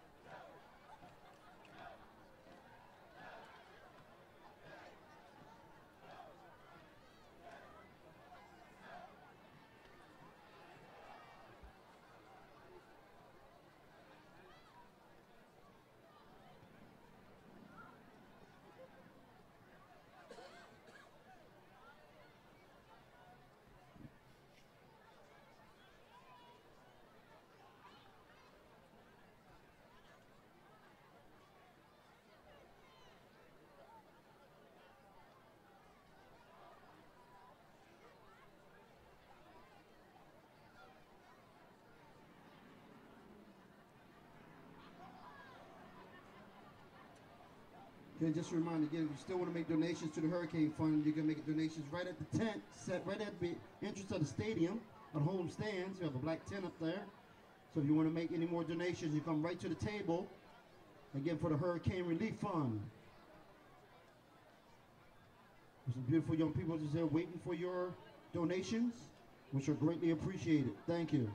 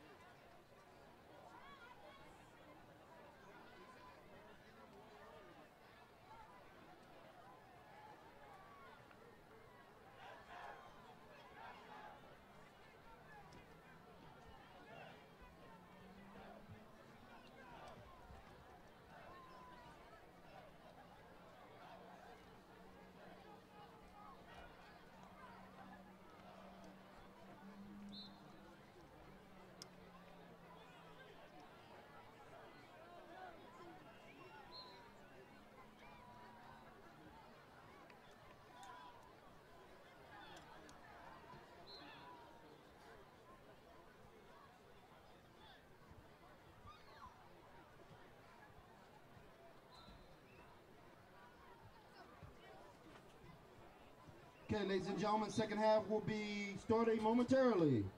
You want to start making your way back to the stadium. Second half will be starting momentarily. You don't want to miss a great second half to the game.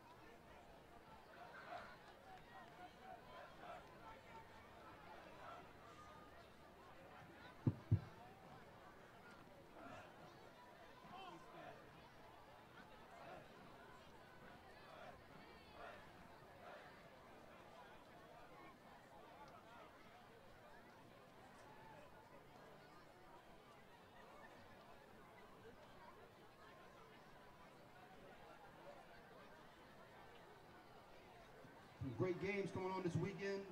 Philadelphia Eagles versus the Redskins. Cowboys versus the Giants.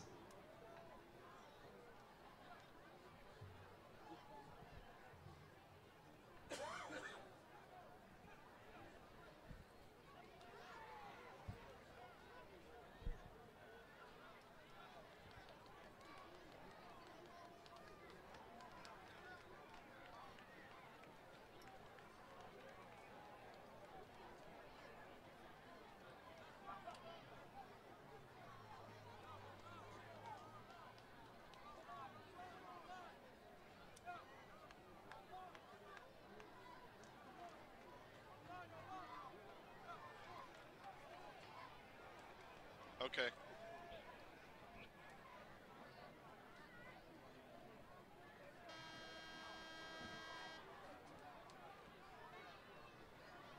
Start when eligible.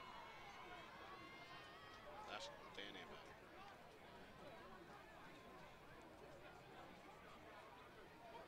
about. Okay. You got it.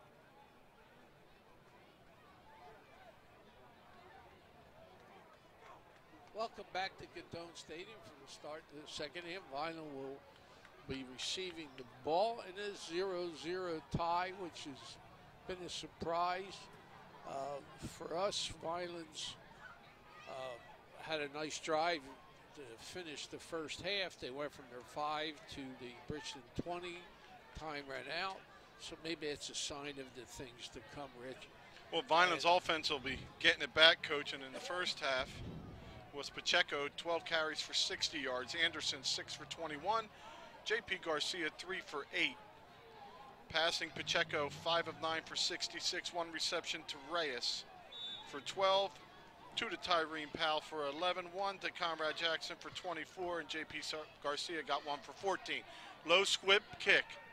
Anderson has it. Head straight up. He's going to be hit at the 35. Oh, laterals it back, but his forward momentum was stopped. Oh, that was a good play. Yeah, just started moving backwards a couple steps to get rid of it. So before progress stopped, he's going to be at the 35. So Vineland's offense had 10 first downs and 89 yards rushing, 66 passing for a 155 total. The negative for Vineland, 2 fumbles, 5 penalties for 47 yards.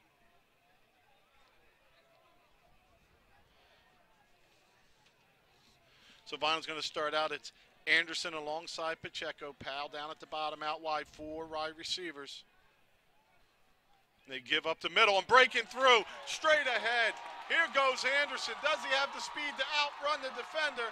Straight arm, tackled inside the 10. As Anderson tries to pull away, Ravel Williams has the angle and brings him down, but not before a massive gain. 15. I'll tell you, Coach, they went 4 receivers, spread them out, and then ran dive into that middle. And Bridgeton had people still in there. They really didn't flank out wide, but nice blocking on the interior. Ardahan, Bachma, Eckel. Oh, intercepted.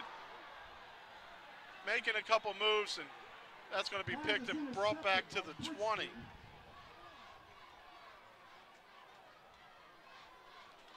Darion Childers picks it off. Checkler didn't account for him and wasn't able to get it over his head. So the 3rd turnover for Vineland. Now the Bridgeton offense taking over. It's been Ravel Williams, had 3 carries for 9. That's a little bit of a shocker after that 55-yard run. And where was it, Rich? Right up the gut. Yep. Heading forward. Basil Williams, 2 for 4. Childers, 3 for 28.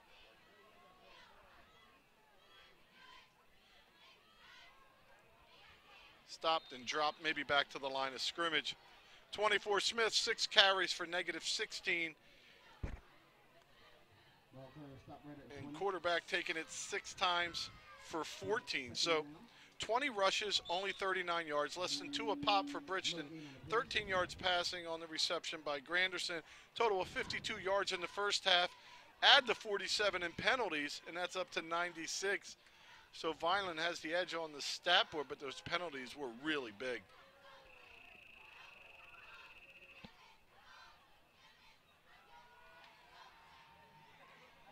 And that's floated and going to fall incomplete. Good pressure on the play. Isaiah Blakely comes over in coverage. So very quickly, 3rd down. Both teams put the ball in the air early in this half, Rich. One was an interception and one was a loss of down. So 203 things on a pass happened. So it's Blakely and Garcia at the edges. Kent switches over. And Broom Allen at the bottom. There's the give to Williams. He tries to get to the outside. Grabbed by the back of the shirt and pushed out of bounds. He picks up some nice yards, about 5 or 6 on the carry. I haven't seen a draw in a long time.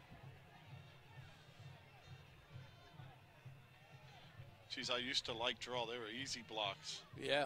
Let's make sure they go on the outside. That's it. Give them one little shove off stride as they go by. So it looks like they're going to punt. Yeah, 4th and 5 at their own 25. Looks like Saunders is back to punt.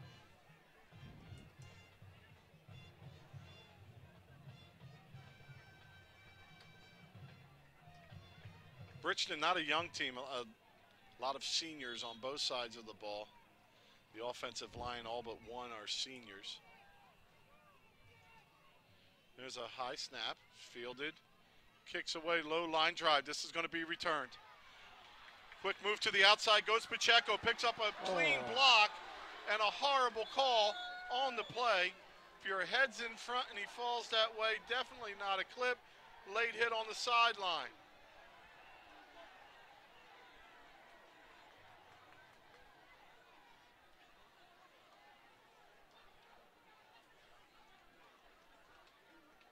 Call's going to be on Ryan Shelton, the first flag.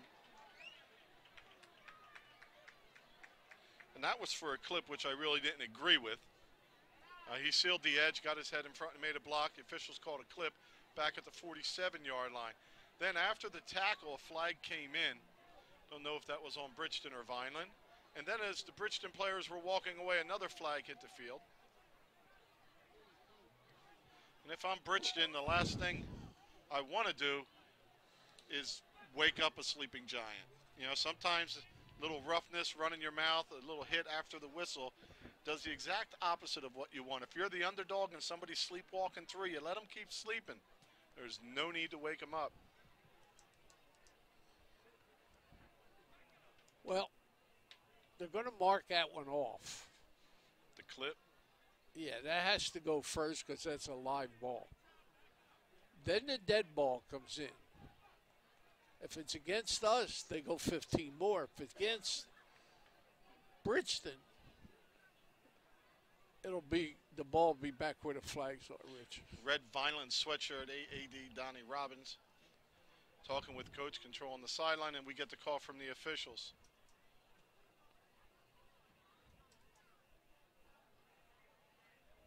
So it looks like the first was going on Bridgeton. So I think both flags at the end were the same call on Bridgeton. But we still haven't dealt with the clip back here, Coach. You're absolutely right.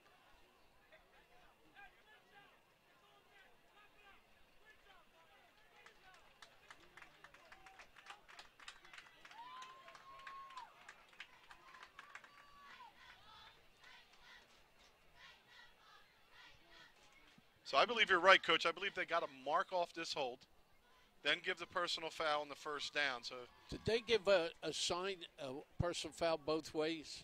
No, it was weird. He gave a hold sign first on Bridgeton. Did nothing with the clip foul back here. So very confusing out there. I think now Coach Ellen has him convinced we got to mark both of these things off. So you can just move it forward 5, right? Well, the clip's 15. 15, so we're at a wash. And the hold is 10. Oh, that's right. It was a hold, not the personal foul. Yeah.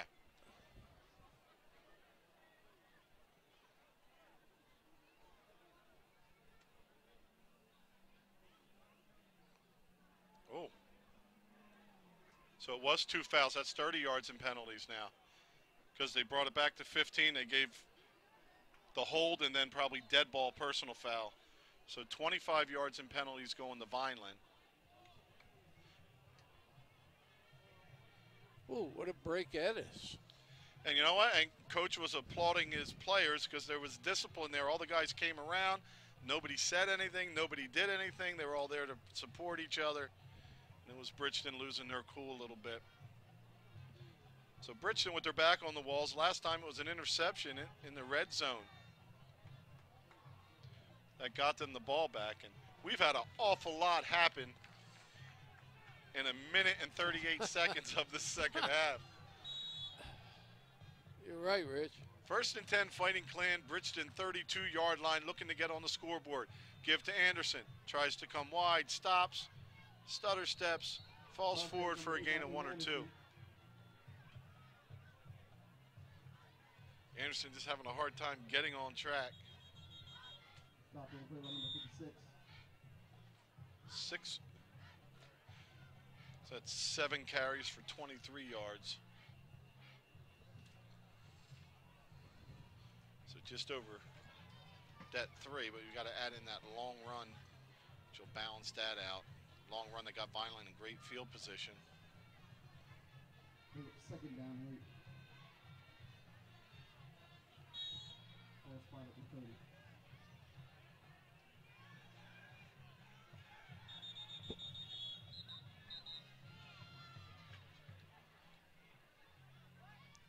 official a little upset the clock wasn't running, and it should have been.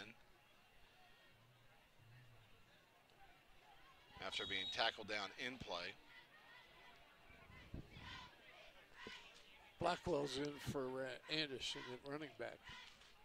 I got to see some of his runs. We saw him a little bit last year in varsity, but JV, he's a straight-ahead type runner, and he ran right into a wall of defenders there.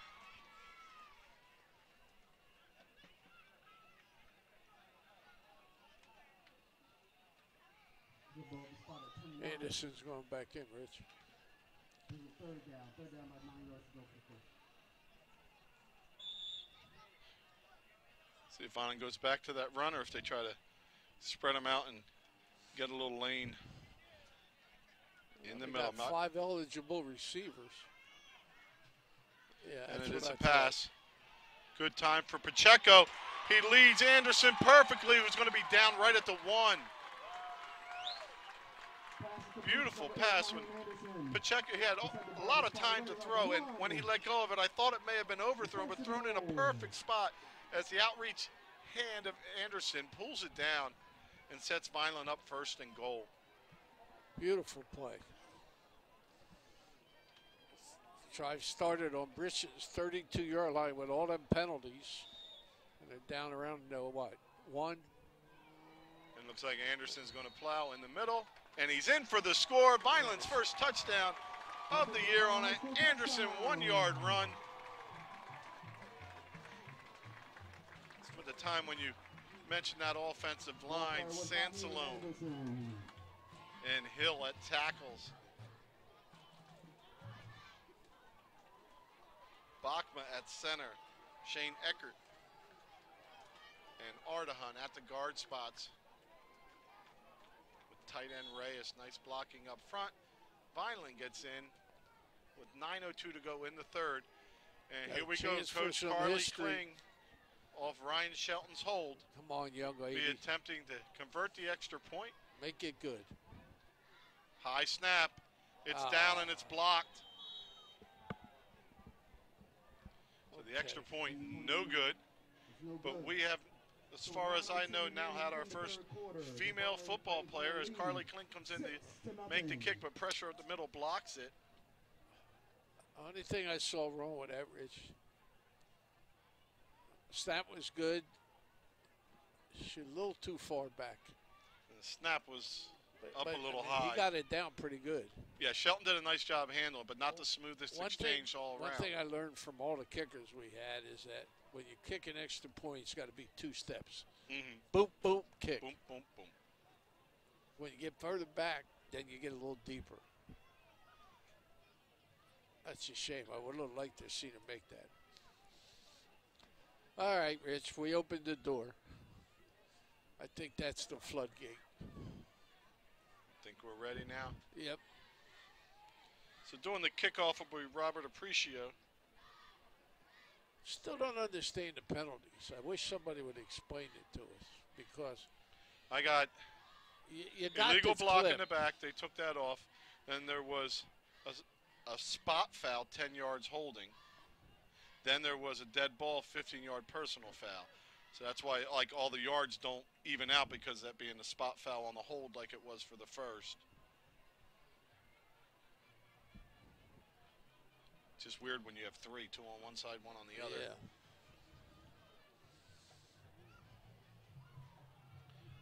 So Vineland on their hash bunch. Last time Williams picked his way through it for a nice return to about the 40. Yeah, they got this whole sideline covered. Well, they have speed with Kent and Garcia on the far side. Let's see if they just bail out and head to their respective spots. High kick's going to hit down at the 20, skip to the 18. It's picked up, making the first man miss. Before brought down. Smith on the return.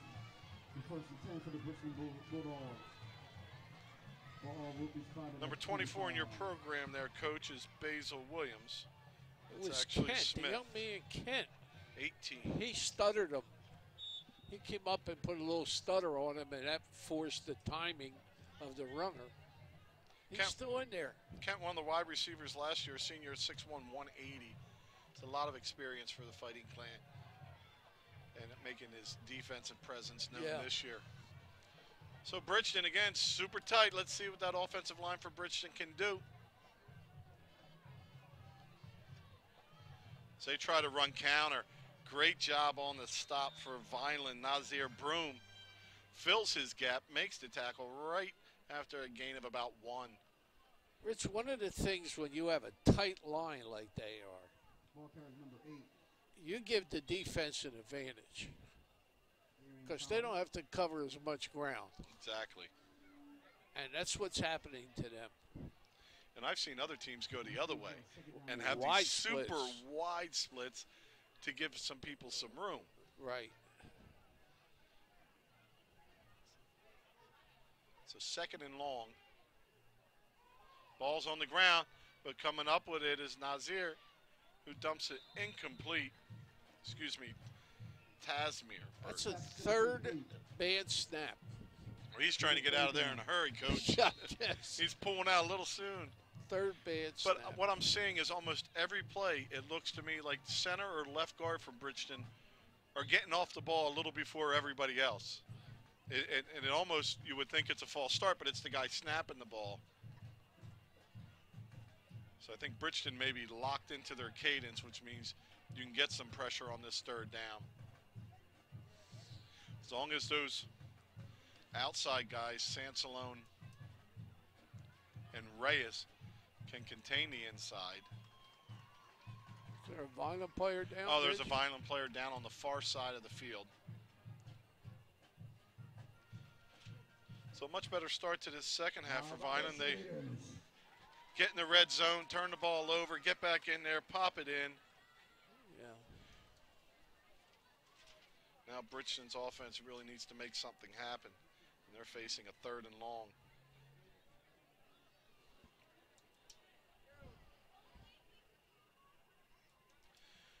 You know, last year, talk about Vineland averaging 279 yards a game and the rushing attack for the Fighting Clan. You know, that's that offensive line that 2 years ago struggled a little bit.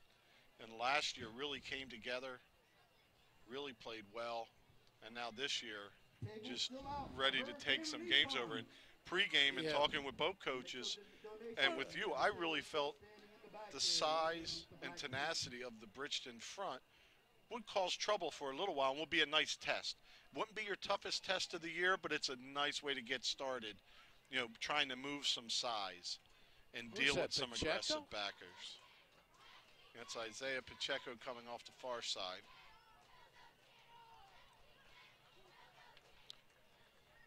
We'll see if Vineland can make the stop here on 3rd and long. Then as we go to offense. It's just deja vu. Yeah, all over again. Didn't he get hurt in Bridgeton game Coach last talking about year? Bridgeton last year was, I believe, the first possession or the second possession. Pacheco was out for the rest of the game.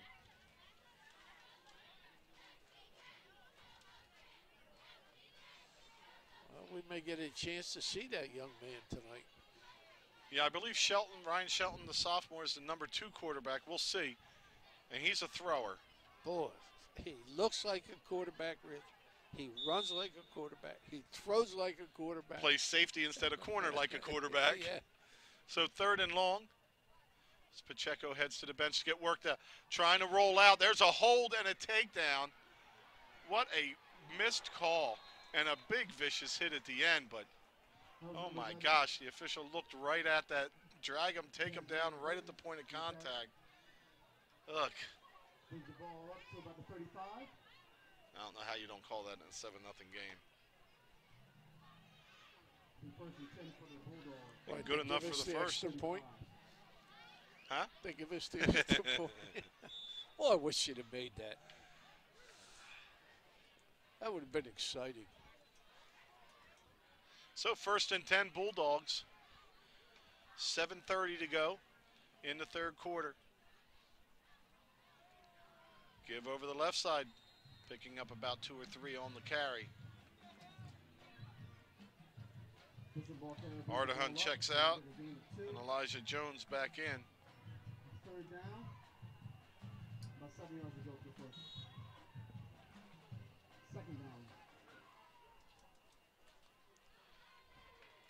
Call that one 2nd and 7.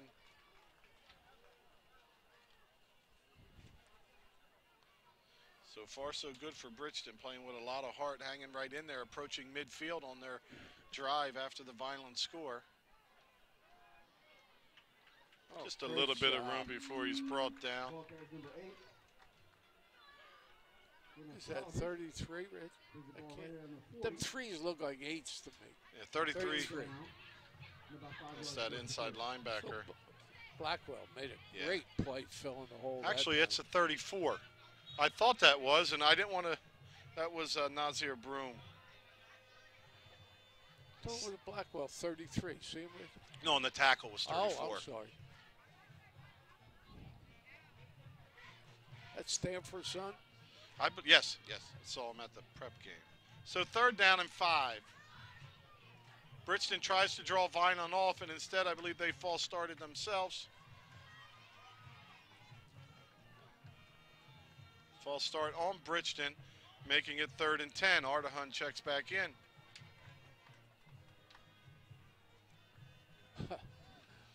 It looks like they only like to roll out to the left, Coach. And that's where Vineland has Reyes. Yeah. He's going to have to do something to keep the quarterback in the pocket, not let him to the outside, but it's a straight drop. And the ball's tipped, and it's loose on the ground. It's picked up by Vineland at the 29-yard line. Fumble recovery. No, incomplete pass. Oh, they're calling incompletion. It was Philip Blackwell. Officials say his arm was coming forward as he was hit from behind.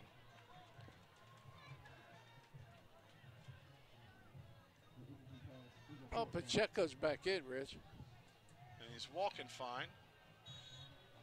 This is that beginning of the year where you just hope for cramps. It's not that hot out or anything, but your first time going a whole game with all that running he does. Fortunately, it looks like he's all right, and everybody can breathe a sigh of relief. Oh, yeah. As the Rutgers scholarship verbal commitment player, Isaiah Pop Pacheco, back at the 30 to return this punt. And looks like it's going to come up short, and it's not going to make it to Pacheco. It's down at the 35.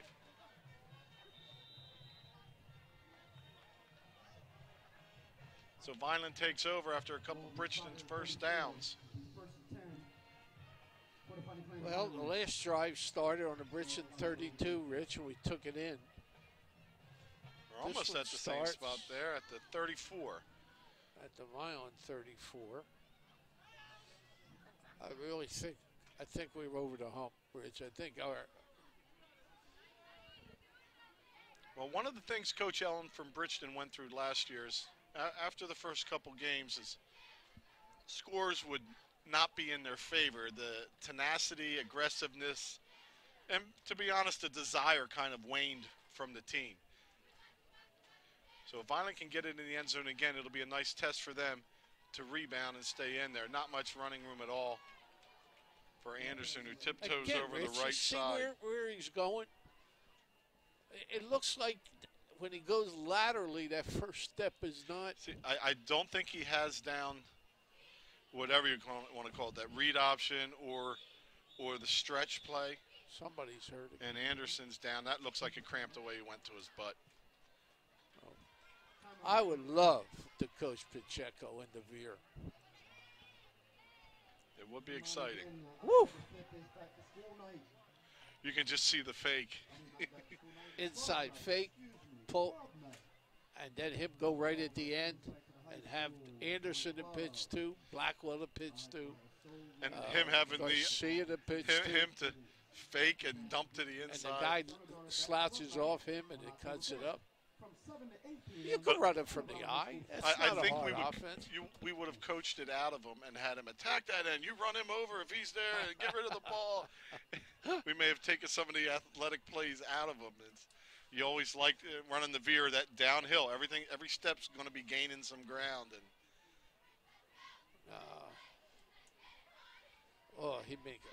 he would have made a great.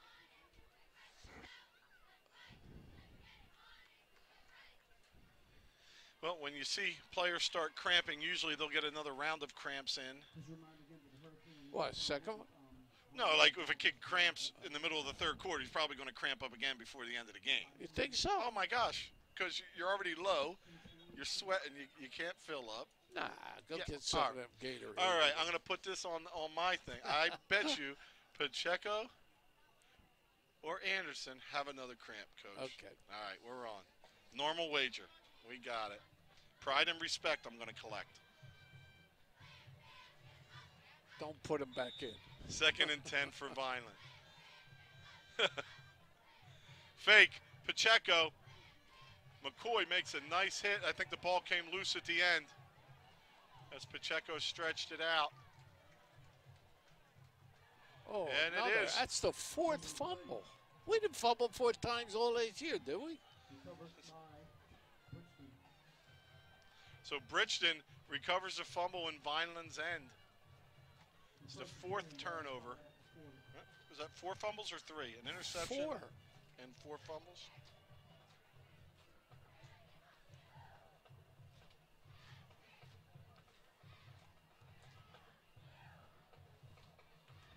Yeah, I don't know if Seymour had one all last year. Yeah, Think about it. Some things you can't take for remember. granted until they're no longer here. 1st and 10 Bulldogs. They're going to throw it. Reyes pressures the inside. The ball floats. Incomplete. Good coverage. As Pacheco. Great has coverage by Ravel Pacheco. Williams. Coach, we talk about this team coming into the year and the capabilities, and we talk about the great athletes. And, one point watching the coaches' films that they send us, it's not just here's the ball, go play, guys. There's some high-level coaching happening. And Pacheco's coming out, Rich. Let's see if they bend his toe back, Coach. So 2nd and 10. There's a blitz. Anderson's picked up and plowing through the middle for about 3 or 4. Go to Bulldogs, setting up 3rd and short. I'll leave the names out, but here's defensive notes I thought were interesting. So-and-so, look at your formation. You have to slide your alignment to the left. Number 5 is your number 3, plus running back offset equals pass sprint out, so you should have been cheating to the left anyway. So let's just not think they give the ball and the guys run around real fast. And these are all the players being coached up on a lot of it. And I think sometimes when we talk about keeping the Vineland players in Vineland and that'll turn it around, it also takes a commitment from a coaching staff and people willing to put the work in that have the respect of the players to achieve the things they want. That, Rich. I just thought all last year I'm talking about players and, the coach did a good job. But, it must be easy with these athletes. I'm like, there's a lot of coaching that goes into it. There's different challenges with different kids. Rich, it's never easy. I don't care how much talent you have. Well, you're a coach, and you know that. But when everybody else, just hand it to him 40 times and you win. Well, right. no. Everybody's got to do some stuff together. Right. And when we talk about, 3 guys made commitments to play D1 football, that also means that those guys are still getting coached. It is hard to hide a player in football. People don't realize that. You can't hide somebody. In other words, if you can pick a position and say, I'm going to hide him there and we're still going to have a good team, it don't work that way. I agree 100%, but I'll say there's one place you can do it. You can hide a wideout. But not it'd if be you run nice the to veer. have one that can do it. If you run the veer, you got to have a Quick wideout. give up the middle. Good initial containment, but talk Holy about some Toledo. running through a host of Vineland tacklers. Real nice gain on the play. Wow. If you're going to run the veer, as Keith Petrosky first taught the wideouts, you block first, catch second. And we had some great catchers in Lee Hall and Scarp and them. But let me tell you something, they could block. But with our 2 wideouts, if you're running option right, nice job in the middle for a stop after a gain of 2. You're running option right. Your receiver on the left can help you, but you could hide somebody there for that play. I think they were the guys you ran plays in with sometimes. Yeah. The need, that would be the least critical. One thing I did, I had to play everybody a quarter, coaching 50 freshmen. And I hated giving up points, so I would take a 100-pound guy And instead of having him at safety where somebody's going to run away from him, I ended up moving him up to defensive line because that big guy across from him would block him, and I call that a palm for a bishop. And offsides goes Kent. Gives Bridgeton a first down, Rich. We talked about the penalties in the first half, and a lot of them have given first downs. Yeah, but Bridgeton's had their share of penalties this half. This drive started on the 40. Rich is down, what, inside the 20 now? First down. And Vineland only with that 6-point lead as we're down to 2:47 to go in the third quarter. Swarmed over and brought down. Bridgeton don't have a lot of imagination in their offense either. Yeah, and you know what? I think, you know, the game plan that Coach Allen talked about for his team, not just in this game, was being able to control the ball and to shorten the game, and he certainly achieved that. I think he's going to have to give them 3-4 days off, though. Yeah. To get their legs back under them.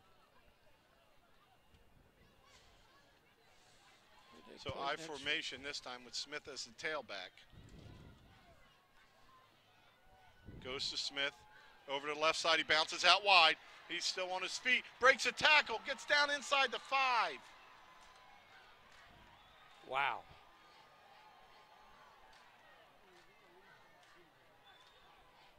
The ball carries in 24 Basil Williams. Pacheco on the sideline. They're stretching out his calf as he's cramped up on the I bench, saw Coach. You didn't mention it.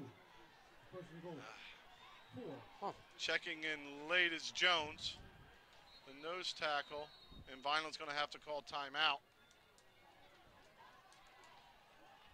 Yeah, sending your 350-pound nose guard in from the 35-yard line on a 1st and goal cost you the timeout.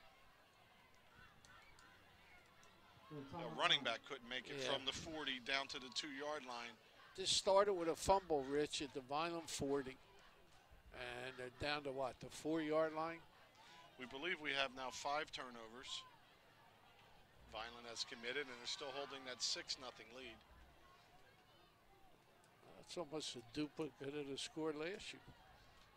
Same type feeling. I think right about now we look at number 84, Reyes. Look for Reyes to make a play here. He's been quiet this half. Yeah, that one play down here when I was yelling about the hold, I mean, he just got tackled. He had set the edge nicely, but. Nice interception and run back about 100 yards wouldn't be bad here either. I listen to Larry Anderson do baseball. Oh, they're so much fun to listen to. And he says it's 3-1. Boy, a ground ball would be nice here.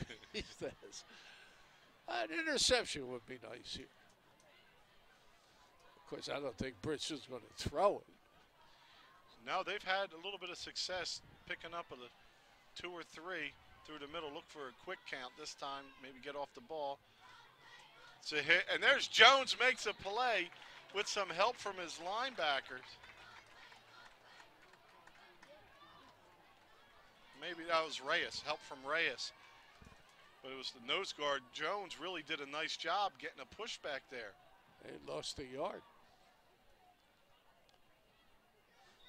Maybe Bridgeton will have to throw the ball.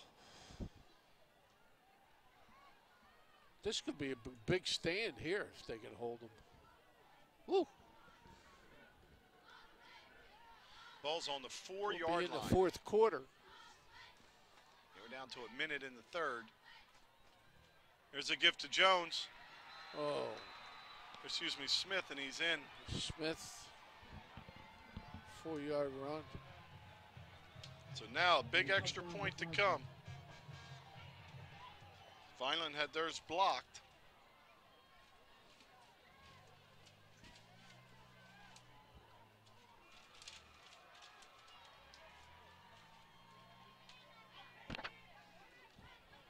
Rich, I didn't see anybody practicing extra points. And they've got that weird formation. Vineland looks ready for it.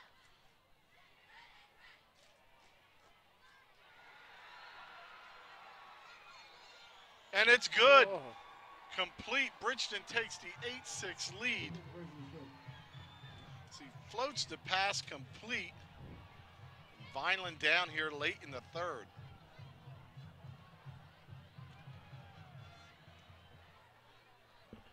Wow. Always hate that goofy Wow. alignments that you always got to be ready for, the muddle huddle where they run over. See, I didn't see anybody practicing extra points, Rich, during the warm-ups. Yeah. I guess they're going to go for 2 all the time. So Vineland going to get it back. Crazy-ass formation. I don't know what they were doing out there. That's usually a pass behind the line and then a run. Yeah, but the fade just got the defensive back turned around. Yeah. By the time he located the ball, real nice job holding on to it for Bridgeton. All right, Rich. Each team's had the ball 3 times. And each scored once in that third quarter. Vinyl will start the fourth. Well, not yet. Nice crowd here tonight, Coach. You got a nice shot of it from our cameras. So we get ready for kickoff. Tonight's crew chiefs, Doug Diola, Ryan Steinbraun. The crew, Kayla Spire, Mark McGill, Andrew Ellis, and Gia Masuri, Public Information Officer for Vineland High School. And we're set to go. Vineland to receive it, down 2 points.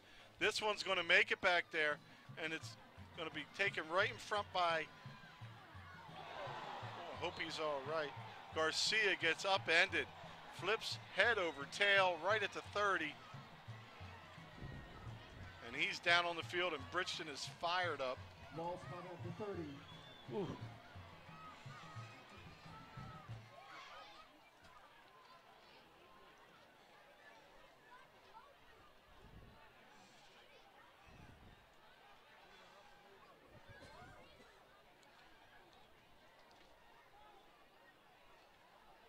Trainer Dave's out there checking him out. Just make Garcia wants to get up. He's sat up, tried to get up twice. He's ready.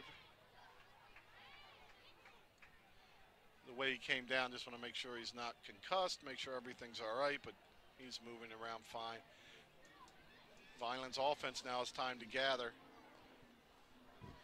See if Vineland tries to hit a seam route with their tight end again. Pacheco out there. Yeah, he's off the side there now.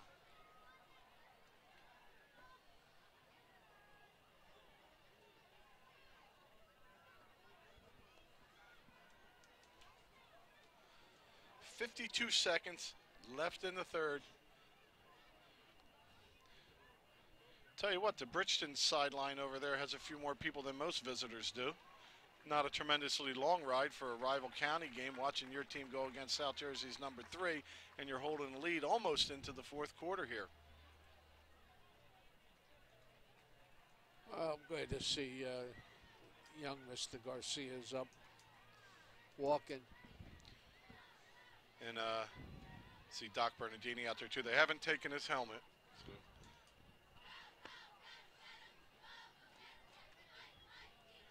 As Coach Guzman walks him off to the side. All right, the offense takes the field. As I mentioned, 52 seconds to go in the third. Vineland down 2. They have the football as Pacheco gets the team ready.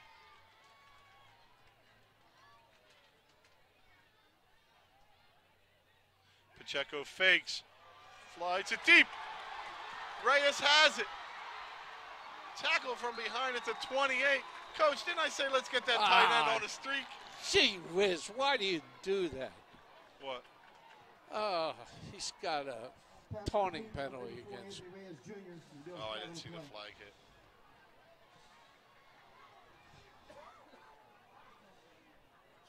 You can't do that. You make a great play like that. Get back in your huddle and make another one.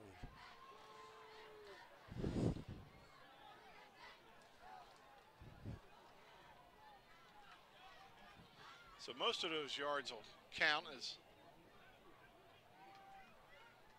Great play by Reyes. I'll tell you, Pacheco's leading everybody perfectly. But Vineland still with a nice positive play. They're at the 33. Pacheco keeps it himself. Busts through the middle. Almost loses the football, but holds on. Makes another move and chucks the defender. He's got first down right about the 22-yard line. Went out of bounds, number 8, Childers. It's a pretty good drive. Started with 59 seconds. Well, it looks like Two he's good plays. Just short of the first down where he went out. So yeah, second and one.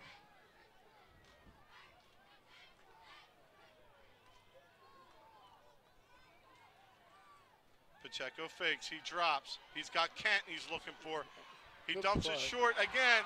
Reyes trying to get in the end zone, and he's tackled down inside the 5. Reyes, last year's defensive lineman, now at tight end. He did have a touchdown last year on a block kick or something in the end zone and fell on it. Looking for his first offensive touchdown. He's got Vineland at a 1st and goal. And there's another timeout on the field.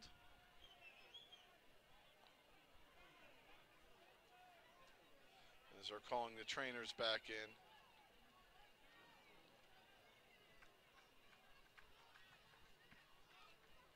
And that's Reyes. Probably just has the wind knocked out of him. 2 defenders converged on him at the last moment. All this has happened still in the 3rd quarter. I know. We had 54 seconds to go when we got the ball. And just that quick, Vineland down to the 5. Started on Vineland's 30. 3 plays have brought him down to the Bridgeton, 5? 3 pretty good plays. You know what I like about Reyes? He runs a pretty good pattern, Rich. He's not. Yeah, and then he also runs straight up the field after he's got it.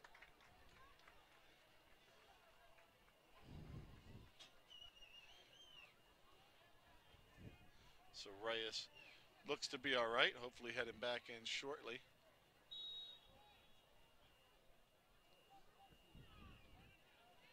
See if we can pick up who's going in at the tight end spot now. Looks like Conrad Jackson's in at tight end on the top of your screen. He's got the red sleeves. Had that nice 22-yard reception. Okay. We're going to go into in the first half on that last drive, but we're ready to hit the 4th quarter. Vineland down 2, knocking on the door at the 5-yard line.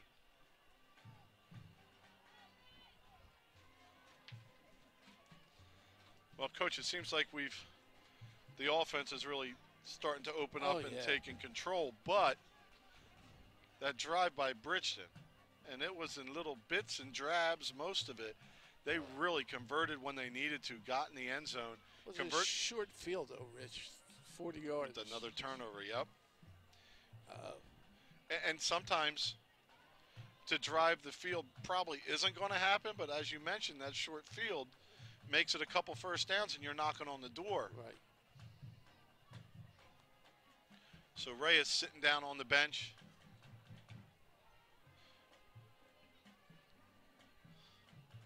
Trainer over just checking on him, but he looks like he'll go back in as Dara Tomasello checks him out. Also, J.P. Garcia getting looked at by coaches and training staff on the table. He's moving around fine and all, but they just want to make sure he doesn't have cobwebs in there. He did land on his head a little bit, so safety first for Garcia. Tough little young man. Yeah, you know, we talked about him a lot last year, but the junior is 5'5", 145. Tough young man. There's about, well, here we're ready to go. Pacheco himself through the middle. Does he stay on his feet? He spins, twists, falls in the end zone for the touchdown. Vineland just that quickly back on top. 60 seconds after the Bridgeton score, they're back in the end zone to take the lead. But now that Vineland defense is going to have to make a stop, and they've done a great job of it all night, just that last short drive. And barring a great return, they shouldn't have that short of a field. So let's see if Vineland's going to go for 2. It looks like they are. Yeah, all these years of doing games, I used to love Coach Heck in Millville. Had 20 different weird, strange two-point conversion plays that would just drive you crazy. On the rollout, throwing it complete to Comrade Jackson. Comrade Jackson gets it from Pacheco for the two-point conversion. Conrad's second two-point conversion of his career. One last year, one here in game one for the sophomore. So we've got Jackson with a couple catches, Tyreen Powell with a couple catches. It's nice to see the younger players a little bit more involved. I think we're rolling a little bit now, Rich. Yeah.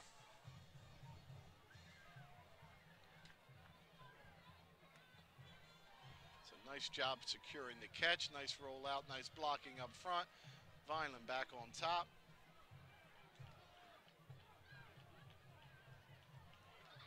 Three and out, and a score. We can start avalanching. Yep.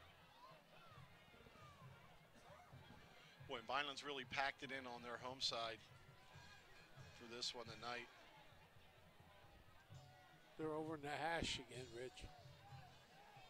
And it's interesting to see who's going to be up top with Garcia out, and it's going to be Isaiah Blakely, the junior at 5'9", 165. He's on the top of the screen, right behind Sincere Gay, number 5. It's Chris Miller at the bottom for Vineland. Ooh. Nice kick, going to hit or get caught right around the 15. Williams heads to the top of the screen. Boy, excellent job, excellent play. I said Garcia's out of the top. Who's there? And it's Isaiah Blakely who plays it perfect, gives a little ground, controls the edge, and makes the stop. Nice play. Yeah, it really was, because that's one of those you press to tackle him 10 yards further up the field, you give him a 50% chance of getting around you. He really did a nice job, kept his outside arm free, and that's what gets you starting on special teams, plays like that.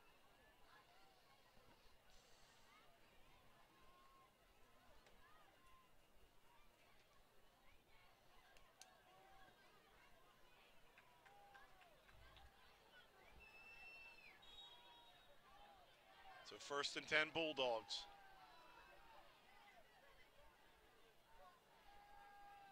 And it's a quick swing pass, almost intercepted. There's a play. He didn't know he had it. Reyes gets his hands up and tips it. I really didn't think it looked like the last second he just shot his arms up. Yeah, and that's on your pass rush in the NFL. It's dangerous now to get your arms up because you can nick a helmet. But out there away from the quarterback does a nice job deflecting that. Very good play. So he's got that would have 3 receptions, 2 tackles for loss, a pass defended, and he's been stuck at tight end blocking for all those runs. There's a lot of production out of Reyes. Oh, false start. So Bridgeton going back 5. And Coach, when you talked about field position and when it was short, how much it helped them, these penalties kill an offense that's getting 3 or 4 yards at best to carry. It really changes the whole mindset on what you do now. So it's going to be 2nd and about 15.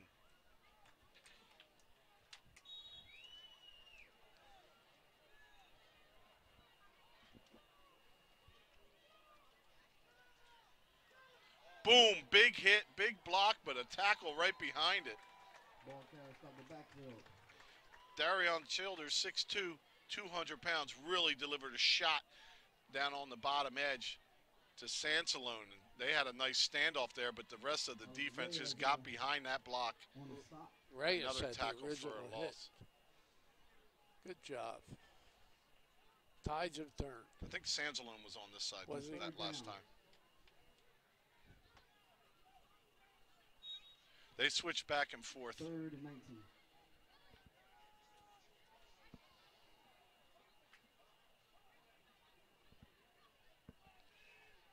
Almost an unbalanced line with that wing there. Look for them to run to the bottom here. Nope, motions away from it.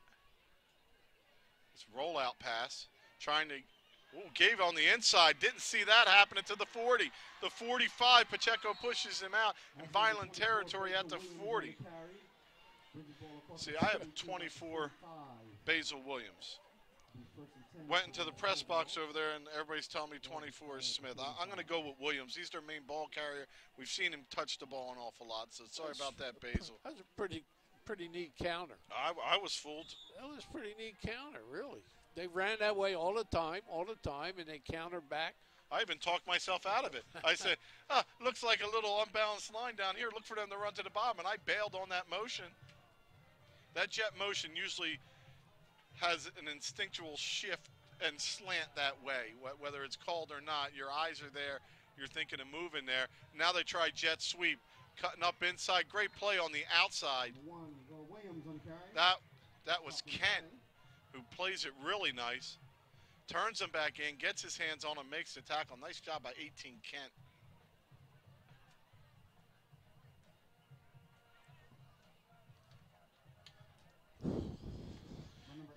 Guy's getting a little banged up as Sansalone comes out with a little hitch in his giddy up. Second down. Start on Bridgeton's 40. They're inside Vineland territory now. Ball flat at 42. Sansalone, one of the anchors, a captain up on that line, senior at 6'4", 250.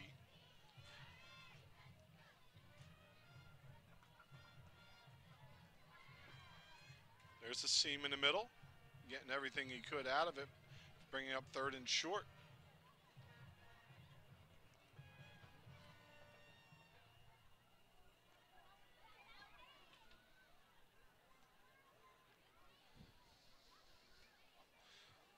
All right, who's making a play on this one, Coach?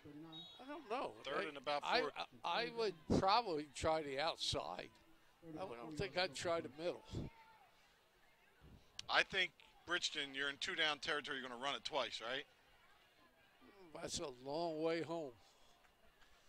Well, at least the first time. And they're going to throw. Got a receiver, but pressure from behind. And that's Ken again with a big sack. A loss of about 9. Wayne Kent with an outstanding plays, back-to-back, 2 plays in a row. That is Wanye Kent. So Wanye now, with that stop, is going to have Bridgeton. We're talking about 2 downs. That loss of about 9 is making Bridgeton punt the ball back to Vineland, something they didn't want to do with 8:30 to go. No. 4th down. You know, they want to grind that thing down there. What a big play. So Pacheco back at his own 20. Snap is high, but it's fielded. Kick back to Pacheco. Get it! So that one rolls inside the 2 to about the 1-yard line. It's a nice punt, but a couple things on that punt return on special teams. Now that's twice where that ball's come down inside the 5.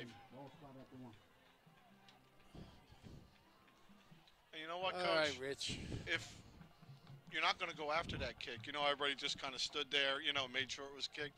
Why not put another one back there? It's not like you're using them for anything. And if anything, he could be the lead block for whatever side your wall's on. Putting 2 guys back there, the ball doesn't hit the ground. Rich, 99-yard drive, 8-minute drive, game's over. I want 99 on this play. No. Yes, I do. No. I'm throwing it, Coach. I'm throwing it to Kent, who got me this ball back. Kent's up top. They intercepted one. Pacheco through the middle, bust to the outside. And he steps out after a gain of about 21 yards. So out of that danger in there.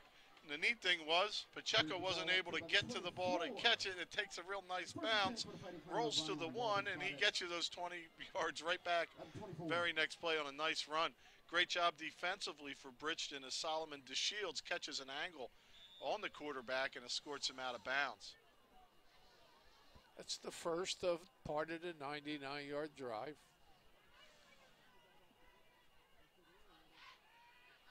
Anderson takes it, spins, comes forward, gain of about 1 or 2.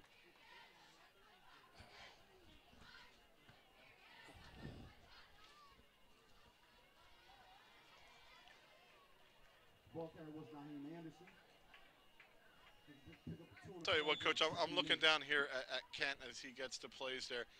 And remember in the offsides that gave a first down, and you maybe mess something up a little bit. He has given some plus plays tonight. He sure has. And had himself an outstanding first game. And I don't think he's done yet. They haven't looked his way in the pass yet, but hopefully they will. And Anderson, nothing there, shuffling along, loses maybe a yard. Rich, I don't think anybody's played real bad. I think what we're missing is how good Bridgeton's played. I can go. Except for the fumbles. Yeah. They played very well. Yeah, They've handled, they're going to have probably 250 yards of offense. Well, if you're Vineland, you've turned the ball over 5 times, and you're up 6 points with the ball. So, I mean, you've withstood a lot. But Bridgeton certainly has played all game long and played hard. Pressure on Pacheco. Reyes, first down, but fumbles it, and guess who's got it? Kent. Kent blocking downfield, picks it up after the fumble by Reyes on another long catch of about 19 yards.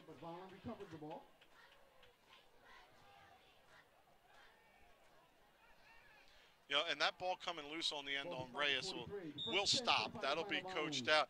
A lot of times, guys that are new to carrying the ball or having the ball, when you're going down, you want to stretch out and get that extra yard, but you've got to be able to protect the ball to the ground, and that'll get cleaned up. Look at Bridgeton. All their hands are on their hips. See him, Rich? Yep. They're tired. The first sign of fatigue setting in. They're tired. Go wide. Go wide. That's it. Nice fake. Pacheco keeps it. Picks up about 2 or 3. Nothing makes a team tired than going wide. Because now you got to chase. Yep. It started on the 1. We're out to the, 45? And we're just over halfway through this quarter as we have about 5.5 minutes to go. Rich, we're going to run the clock out. I want another score, Coach. 2nd and 8.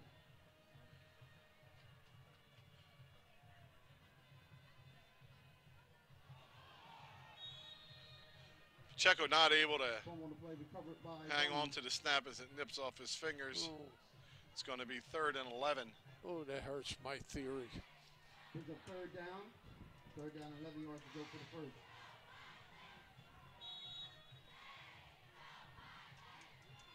One spot at 42. So the clock is running. We're down under 5 at 4:40.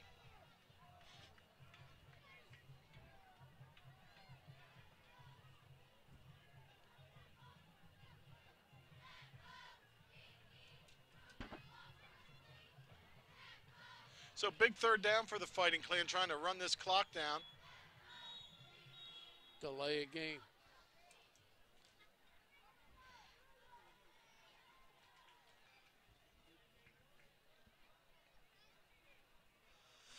So Vineland now it's going to make it 16, 3rd and 16. Wow.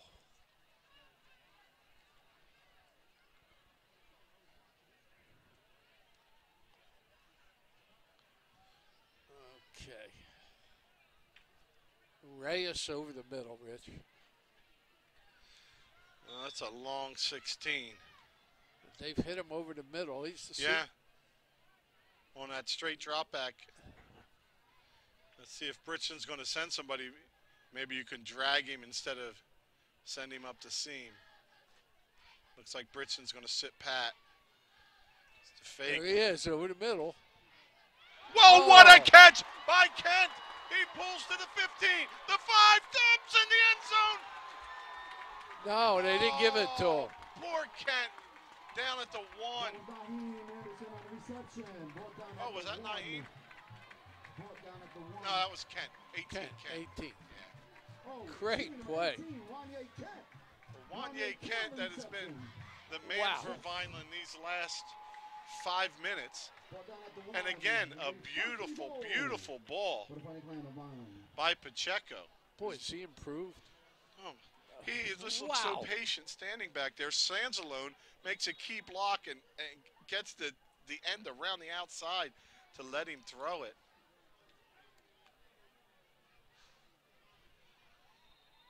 Like Nostradamus. I say I throw it deep to Kent. Well, good for him. And it's Vineland's passing game has been the story today. We led with a team averaging 280 yards rushing a game last year, returning their whole offensive line, and it's been the pass blocking and the passing and the patterns run. Remember when we said, boys, why don't we ever run a pattern? We used to do that for years. We have patterns all over this field. So it looks like this coach going to take a timeout. No, the clock is off somehow. Okay. I knew it had to do with clock because he's talking to him. I didn't know if he wanted a timeout with second left, but you got to wait for that guy to wave his arm. 3:55 to go. Vineland up 6, but they're on the 1-yard line.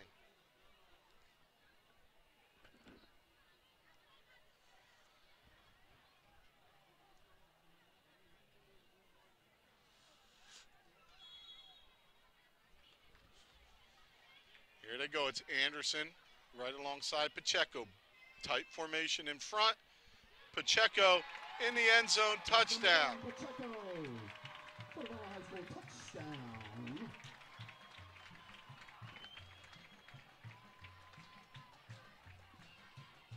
So Pacheco to Kent gets them knocking on the door, and Pacheco takes it in for the score. So Vineland up 2 scores now as Carly Kling comes out. Carly's a sophomore, 5'5", 105. First kick attempt was blocked.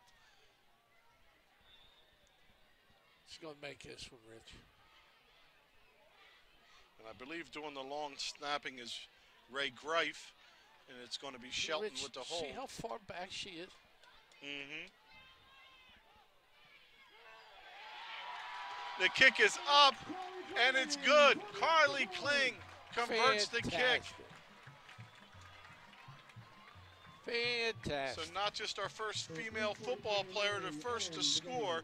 Congratulations, Carly. And knowing Robert Kling and the family and everything else, Carly's been working tremendously hard on her agilities and kicking. She even drugged my daughter with her as she was getting ready to play soccer in college. That is great. They would go to these trainings and the kicking. Same thing Robert did all last year. And I got to see him in the back. I was like, 36-yarder, you would have been kicking that. So congratulations to Carly Kling.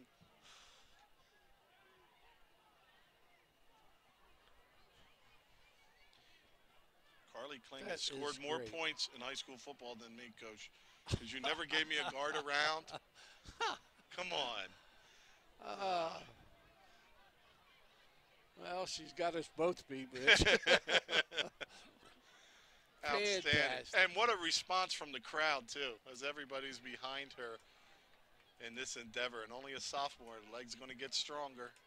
You know she's going to be working at it. And a nice snap by Greif. Can't help but think Ray Greif is Ray's kid, our old center and kicker. She's only a junior. Say again? She's only a junior, right? Sophomore. Oh, sophomore. Sophomore. Oh, fantastic. So that's all the game has been. It's Robert Aparicio with the kickoff. He's been getting them down to about the 20. As Williams waits. This one's going to scoot out of bounds at the 20. Don't do it, Coach. Don't tell me about Millville, second half. Don't tell me about it. Let it go. So let's see if Bridgeton probably want to just take the ball. Although their returns have been decent. Both Williamses. Why are they kicking it over? I guess they figure they like their chances at field position with the return. No. It's been one of their more successful plays. Every Yeah, but kickoff they've what is brought it? it to You about get it out the at 40. the 35?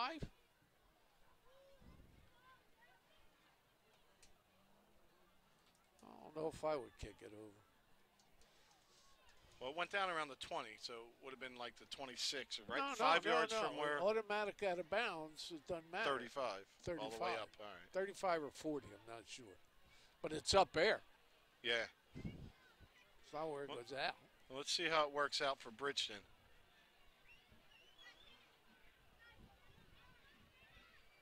Well, Coach Allen made a decision. Daniel Medea I in the think middle there, his backs are 72. too deep. Along with Emerson Hadnot. This one's squibbed. It's going to be picked up at the 22. Loose on the ground, diving in, and coming up with the football for Vineland. Guess who it is? Come on, Coach. Number Kent. 18, Kent. Kent is exploding. Now, Kent is having a 5 minutes of football that some people wait their whole life for. Number 18, the outstanding play as he's made 4 of them in the last 4 minutes. Boy, outstanding for the senior wideout. 6'1", 180, having himself a ball game. So Vineland takes over at the 25. 3.5 minutes left, 21-8. 25-yard line, the first and 10 for the Fighting Clan of Vineland. bad decision. Yeah. Rich. Compounded. There's another bad thing that could decision. happen, Coach. You're Now, absolutely put the right. ball out there.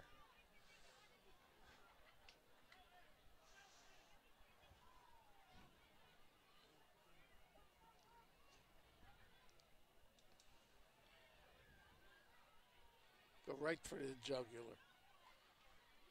Anderson trying to pick his way through the middle, spins, picks up about 3.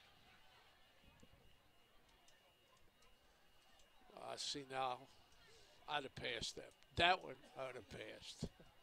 Well, I think some of the things that aren't being executed as quickly or as efficiently as you would like, I think are things that are easily correctable that the coaches will see and the players probably already know themselves.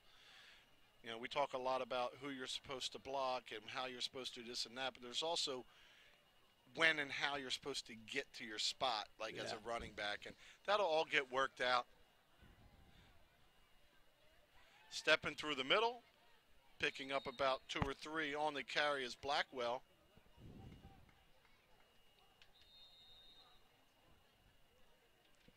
Looks like we're going to have a timeout by Bridgeton. And while we have that timeout, once again, we'd like to thank our crew and excited for this new season of football here. We got a lot of holdovers on the crew, and just things just keep getting better and better. And we thank you for everything. Tonight's crew chiefs, Doug Diola and Ryan Steinbron. The crew, Kayla Spire, Mark McGill, Andrew Ellis, and Gia Masori, Public Information Officer for Vineland Public Schools. Also, as you've been seeing our sponsor ads, it's over 20 of them this year, and we thank you all very, very much. And what should be a great season. Normally we come here, it's me and you, Coach, and a newspaper reporter. I've got another TV here tonight. I've got a radio station, and possibly 2 in that room, I couldn't tell. And some freelance reporters. NJ.com gave us our stats at halftime. Yeah, there was Rich, while you were on the field talking, I was sitting in the stands. Radio station, NJ.com had their cameras. There was a whole mess of people up here.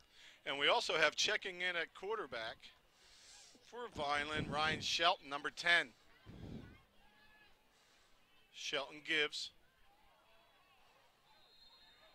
And not much there as Bridgeton has Blackwell and overloads the line of scrimmage. We're down to 2:25 and running. Looks like another timeout's being called, this one by Bridgeton.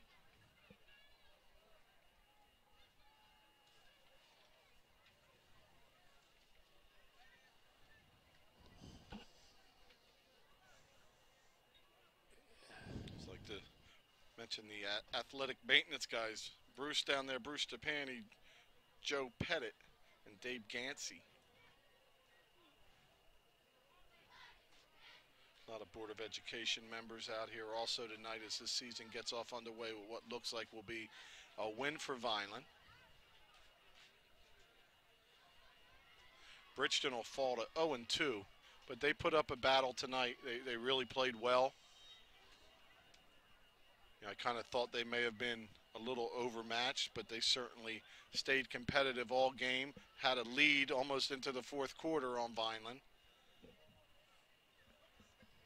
So a lot to build on in Bridgeton. So this county, we have Vineland number 3 in South Jersey, Millville number 5, and Millville's the defending Group 5 champs. Then around the corner, Bridgeton battled Vineland as tough as could be up till the end here tonight. Here's motion. Shelton gives over the right side, picking up block and cuts to the outside. Is he going to get in? And knocked out of bounds at the 2-yard line goes Blakely. Nice run by number 7. That's Isaiah Blakely. Wow. Well, I guess it's good news. J.P. Garcia's head seems to be all right, but they have Will be spotted at the 4. his ankle and lower calf bandaged up, and he's on crutches. But, you know, those head injuries are a lot of times a little worse and a little more troubling. So 1st and goal, 2:10 on the clock. Vineland with backup quarterback Shelton. Gives up the middle to Blackwell, and he's going to be stopped before the end zone. And I think let's let Shelton pull it out and get himself in that end zone, Coach. Everybody's in the middle of the field. Shelton had a real nice... I give Coach Russo a lot of credit. I really do. Putting a young man in at this stage. I'm sure Anderson and Pacheco aren't too happy about it, but you know what? I got the kid some playing time. In case anything happens. And Sanzalone's out the also. Clock's running out. Brandon Anderson, junior at 6'2", 250. He's in now at tackle. Richard call a timeout. What? Let's get in that end zone again, Coach. Oh yeah, unless they've got a 13-point play. Let the clock run out. You played a good game. Well, Vineland, as the season progresses, the games will get a little tougher, as next week is a rare Saturday game. We're going to be at Cherry Hill East Saturday at 11 o'clock.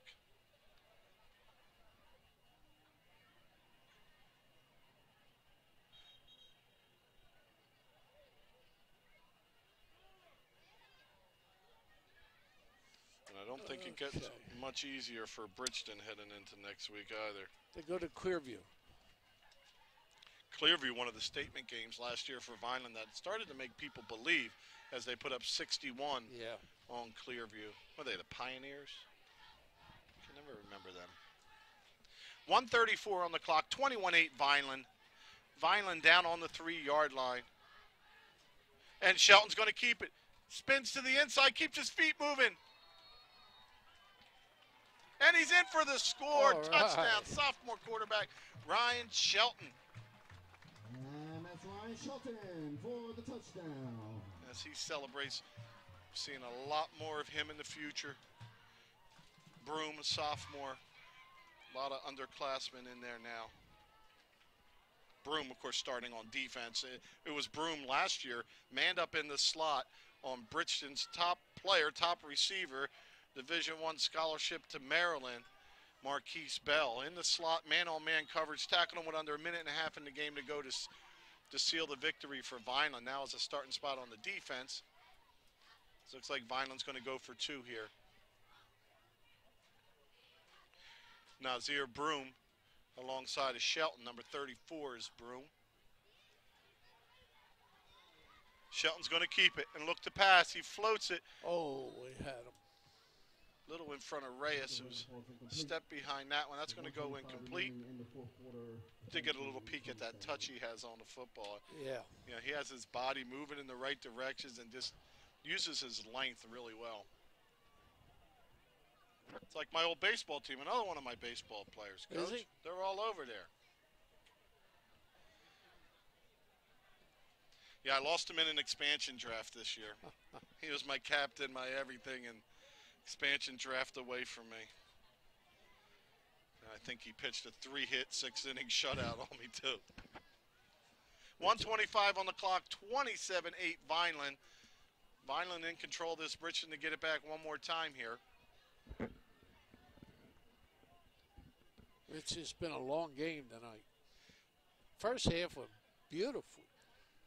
I mean, there was running back and forth, but this second half between the penalties, the injured players, the scores. And the first 3 minutes took about 15 with the penalties and everything. It all happened. Well, for them to figure out what they were doing.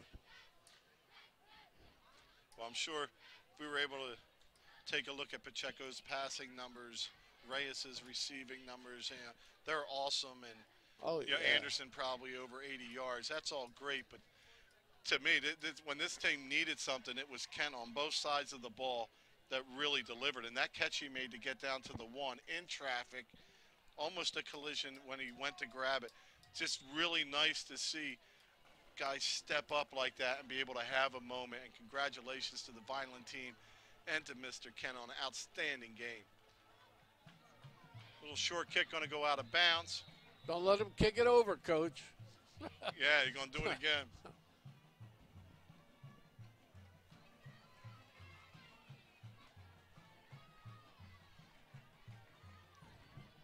Cheerleaders putting on a show down there. There's backflips, handsprings. A little different than when you were coaching me, Coach. It's like a gymnastics group. They have their nice new uniforms on, too. So, this time Bridgeton says, we'll take it. So, Vineland coming out on defense. Daniel Medina coming out to that defensive line, along with A.J. Cheney. A.J. Cheney, the junior, at 5'10", 240. Medina, junior, at 5'10", 180. They're up front. Chris Miller, the senior, at that linebacker spot. And I think Vineland's called timeout to get number 2 personnel in there. Yeah.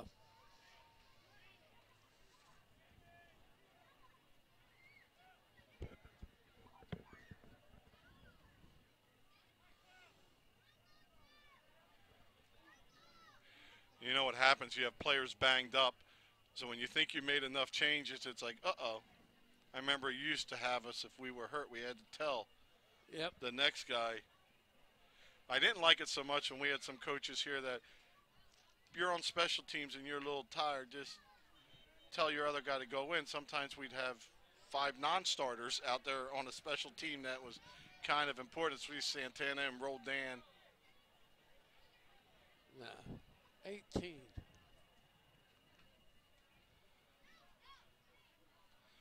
That's our man Kent, isn't it? 18. Boy, has he improved. A lot of kids have improved. Well, you know what? And you're absolutely right. There's an improvement in the football play, improvement in the speed, the strength, all the off-season work. But there's also more opportunity. You know, as some people leave, today the running game really didn't get going, and you're able to hit 2 sophomores with passes, then able to get Kent worked in there. Like, you had to go to different things. Vineland just sitting back in base, flanking out wide. They let the underneath completions happen, 2:15 and running.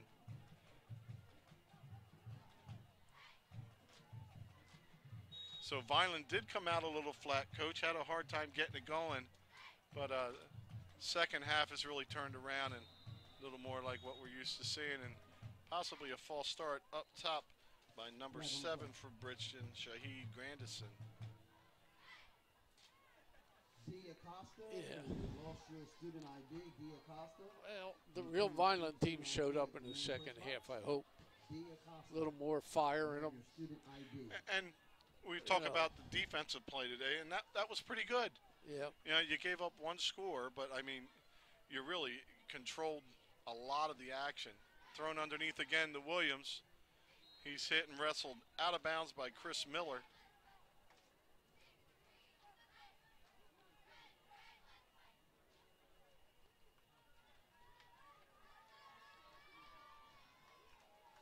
Nothing like getting some good game film, you know, for these coaches to sink their teeth into. Getting ready for next week. Another pass here, thrown underneath. Vineland converges and brought down. Good tackle by Nazir Broom with some help from Brandon Roldan. In 24 seconds and running, and they wanted to move the first down marker, but it's 4th and 1, the head officials say, and now they're going first down. So once that's ready to go, 22 seconds on the clock, that'll start running down. Yep. And I'll start thinking of Cherry Hill on a Saturday morning, Coach. Nice thing about a Saturday game, which they're rare, is you get to go somewhere Friday and watch another one. You know, as coaches will be out scouting. Getting the film is nice, but like being there is something different too. They're saying push the clock up or hold the clock for 5 seconds.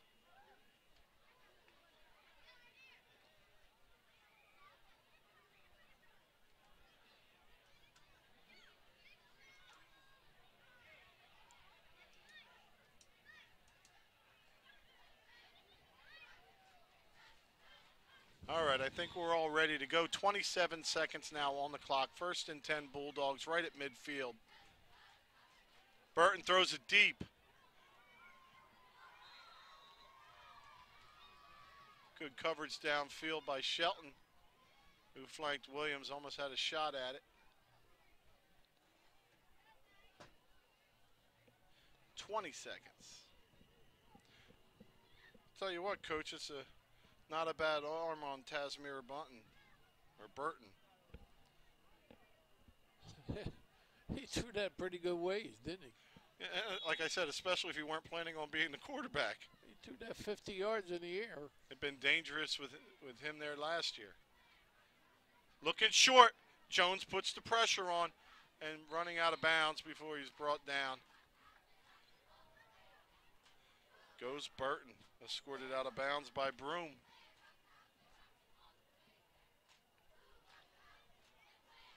Broom, Blakely, Blackwell.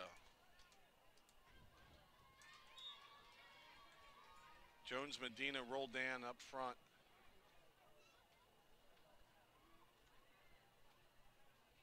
Another pass. Throwing it deep. He's got a step. Defender Chris Miller went for the ball and nice play by Miller. Was able to break it up. Kind of would have liked him to run with the receiver a little more than,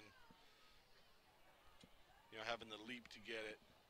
Stay in position, defend. 4.4, probably the last play of the game on 4th down. Let's see if Kent back there playing center field can get himself an interception.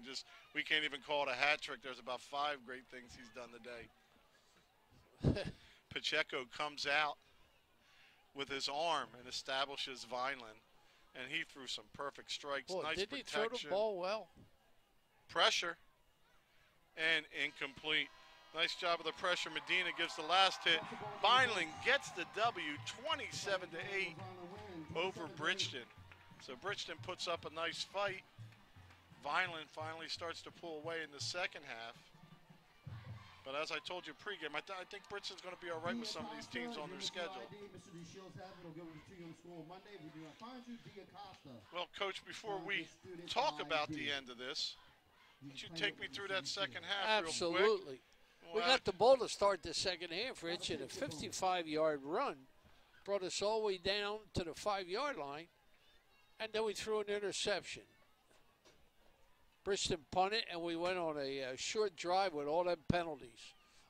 They went through penalties. We finally ended up the ball on the 32-yard line. Anderson, a 1-yard run with 9:02, and the extra point was blocked. Bridgeton got the ball back and went in and scored. Smith on a 4-yard run, and they went for 2 points, and they converted. So they were up 8-6. We then got the ball back, and we fumbled, but we held them. We then went on a 5-yard run. Pacheco brought the ball all the way down and a 5-yard run. We went for 2. We went up 14-8 when Jackson caught a 2-point play. We then went on a 1-yard run by Pacheco, which was the end of a 99-yard drive and a 1-yard run. We went up 20-8. Kling's kick was good, which was fantastic. Made it 21-8. We then got the ball back when they ran out. Sheldon on a 4-yard run at the 125 mark made it 27-8. The kick was no good, and you just saw Bridgeton had the ball at the end, and on 4 downs turned the ball back to us. And we have a score of 27-8, Rich, the first win of the year for the Vineland Fighting Clan. And give us your analysis. Well, I'll tell you what. I'm going to give you the good with the bad. Vineland wins 27-8, turns the ball over 5 times. Don't believe had a running back over 100 yards. But still won. Still came out and dominated the second half. Had a lot more receivers involved. And Pacheco did it with his arm this game with some real nice protection. I mean, in the past, we'd see a great runner, a great pass after he makes the first guy miss. He really had a sound pocket to work in tonight. Hey, say hi, Coach. He had a great pocket to work in tonight. I'm underneath. And Vineland took. Wait, I got to stand up, Rich. Uh-oh. That's the first time today. Say hi, Coach. Vineland established their game, even if it wasn't that running the ball. Pacheco threw the ball beautifully. The accuracy, the speed, the tight spot, like he threw some missiles right on outstretched hands. And we can't forget, before we got into the Kent show, we had a lot of Reyes with some big catches, some big defensive plays. Anderson absorbing tons of action defensively. So all around, a great game. It's nice to see some of the younger players get involved even earlier with the 2 sophomores making 3 catches on that last drive before the first half. So, Coach, all things being said, you kind of came out a little flat. You rebounded. You dominated. And even in that first half with it 0-0, you outgained the other team 3.5 or 4-1, basically, without the penalties. So, great way to get it started. Cherry Hill East next week in Cherry Hill. And don't forget, Comcast, Channel 9, Verizon Fios, Channel 41. And all day long, anytime you want to see it, go to YouTube, VPS, hit the space bar, broadcasting, and all the game action will be up there with some highlights and everything else. Coach, I had a great time. I'm so excited to be back for this season, which promises an awful lot, and can't wait to tell you more about it next week. Take me home, Coach. I am with you, Richard, on that. If I had one thing to say tonight, I was going to tell you this is not a one-person team. Exactly. There are a lot of kids that step forward, but you can't name them all. They all did their thing. That they made big plays. And again, Rich, it's a pleasure. And for everybody in Vineland, please come out and see this young team. It's not young. Come out and see this football team. They're exciting. Have a great week.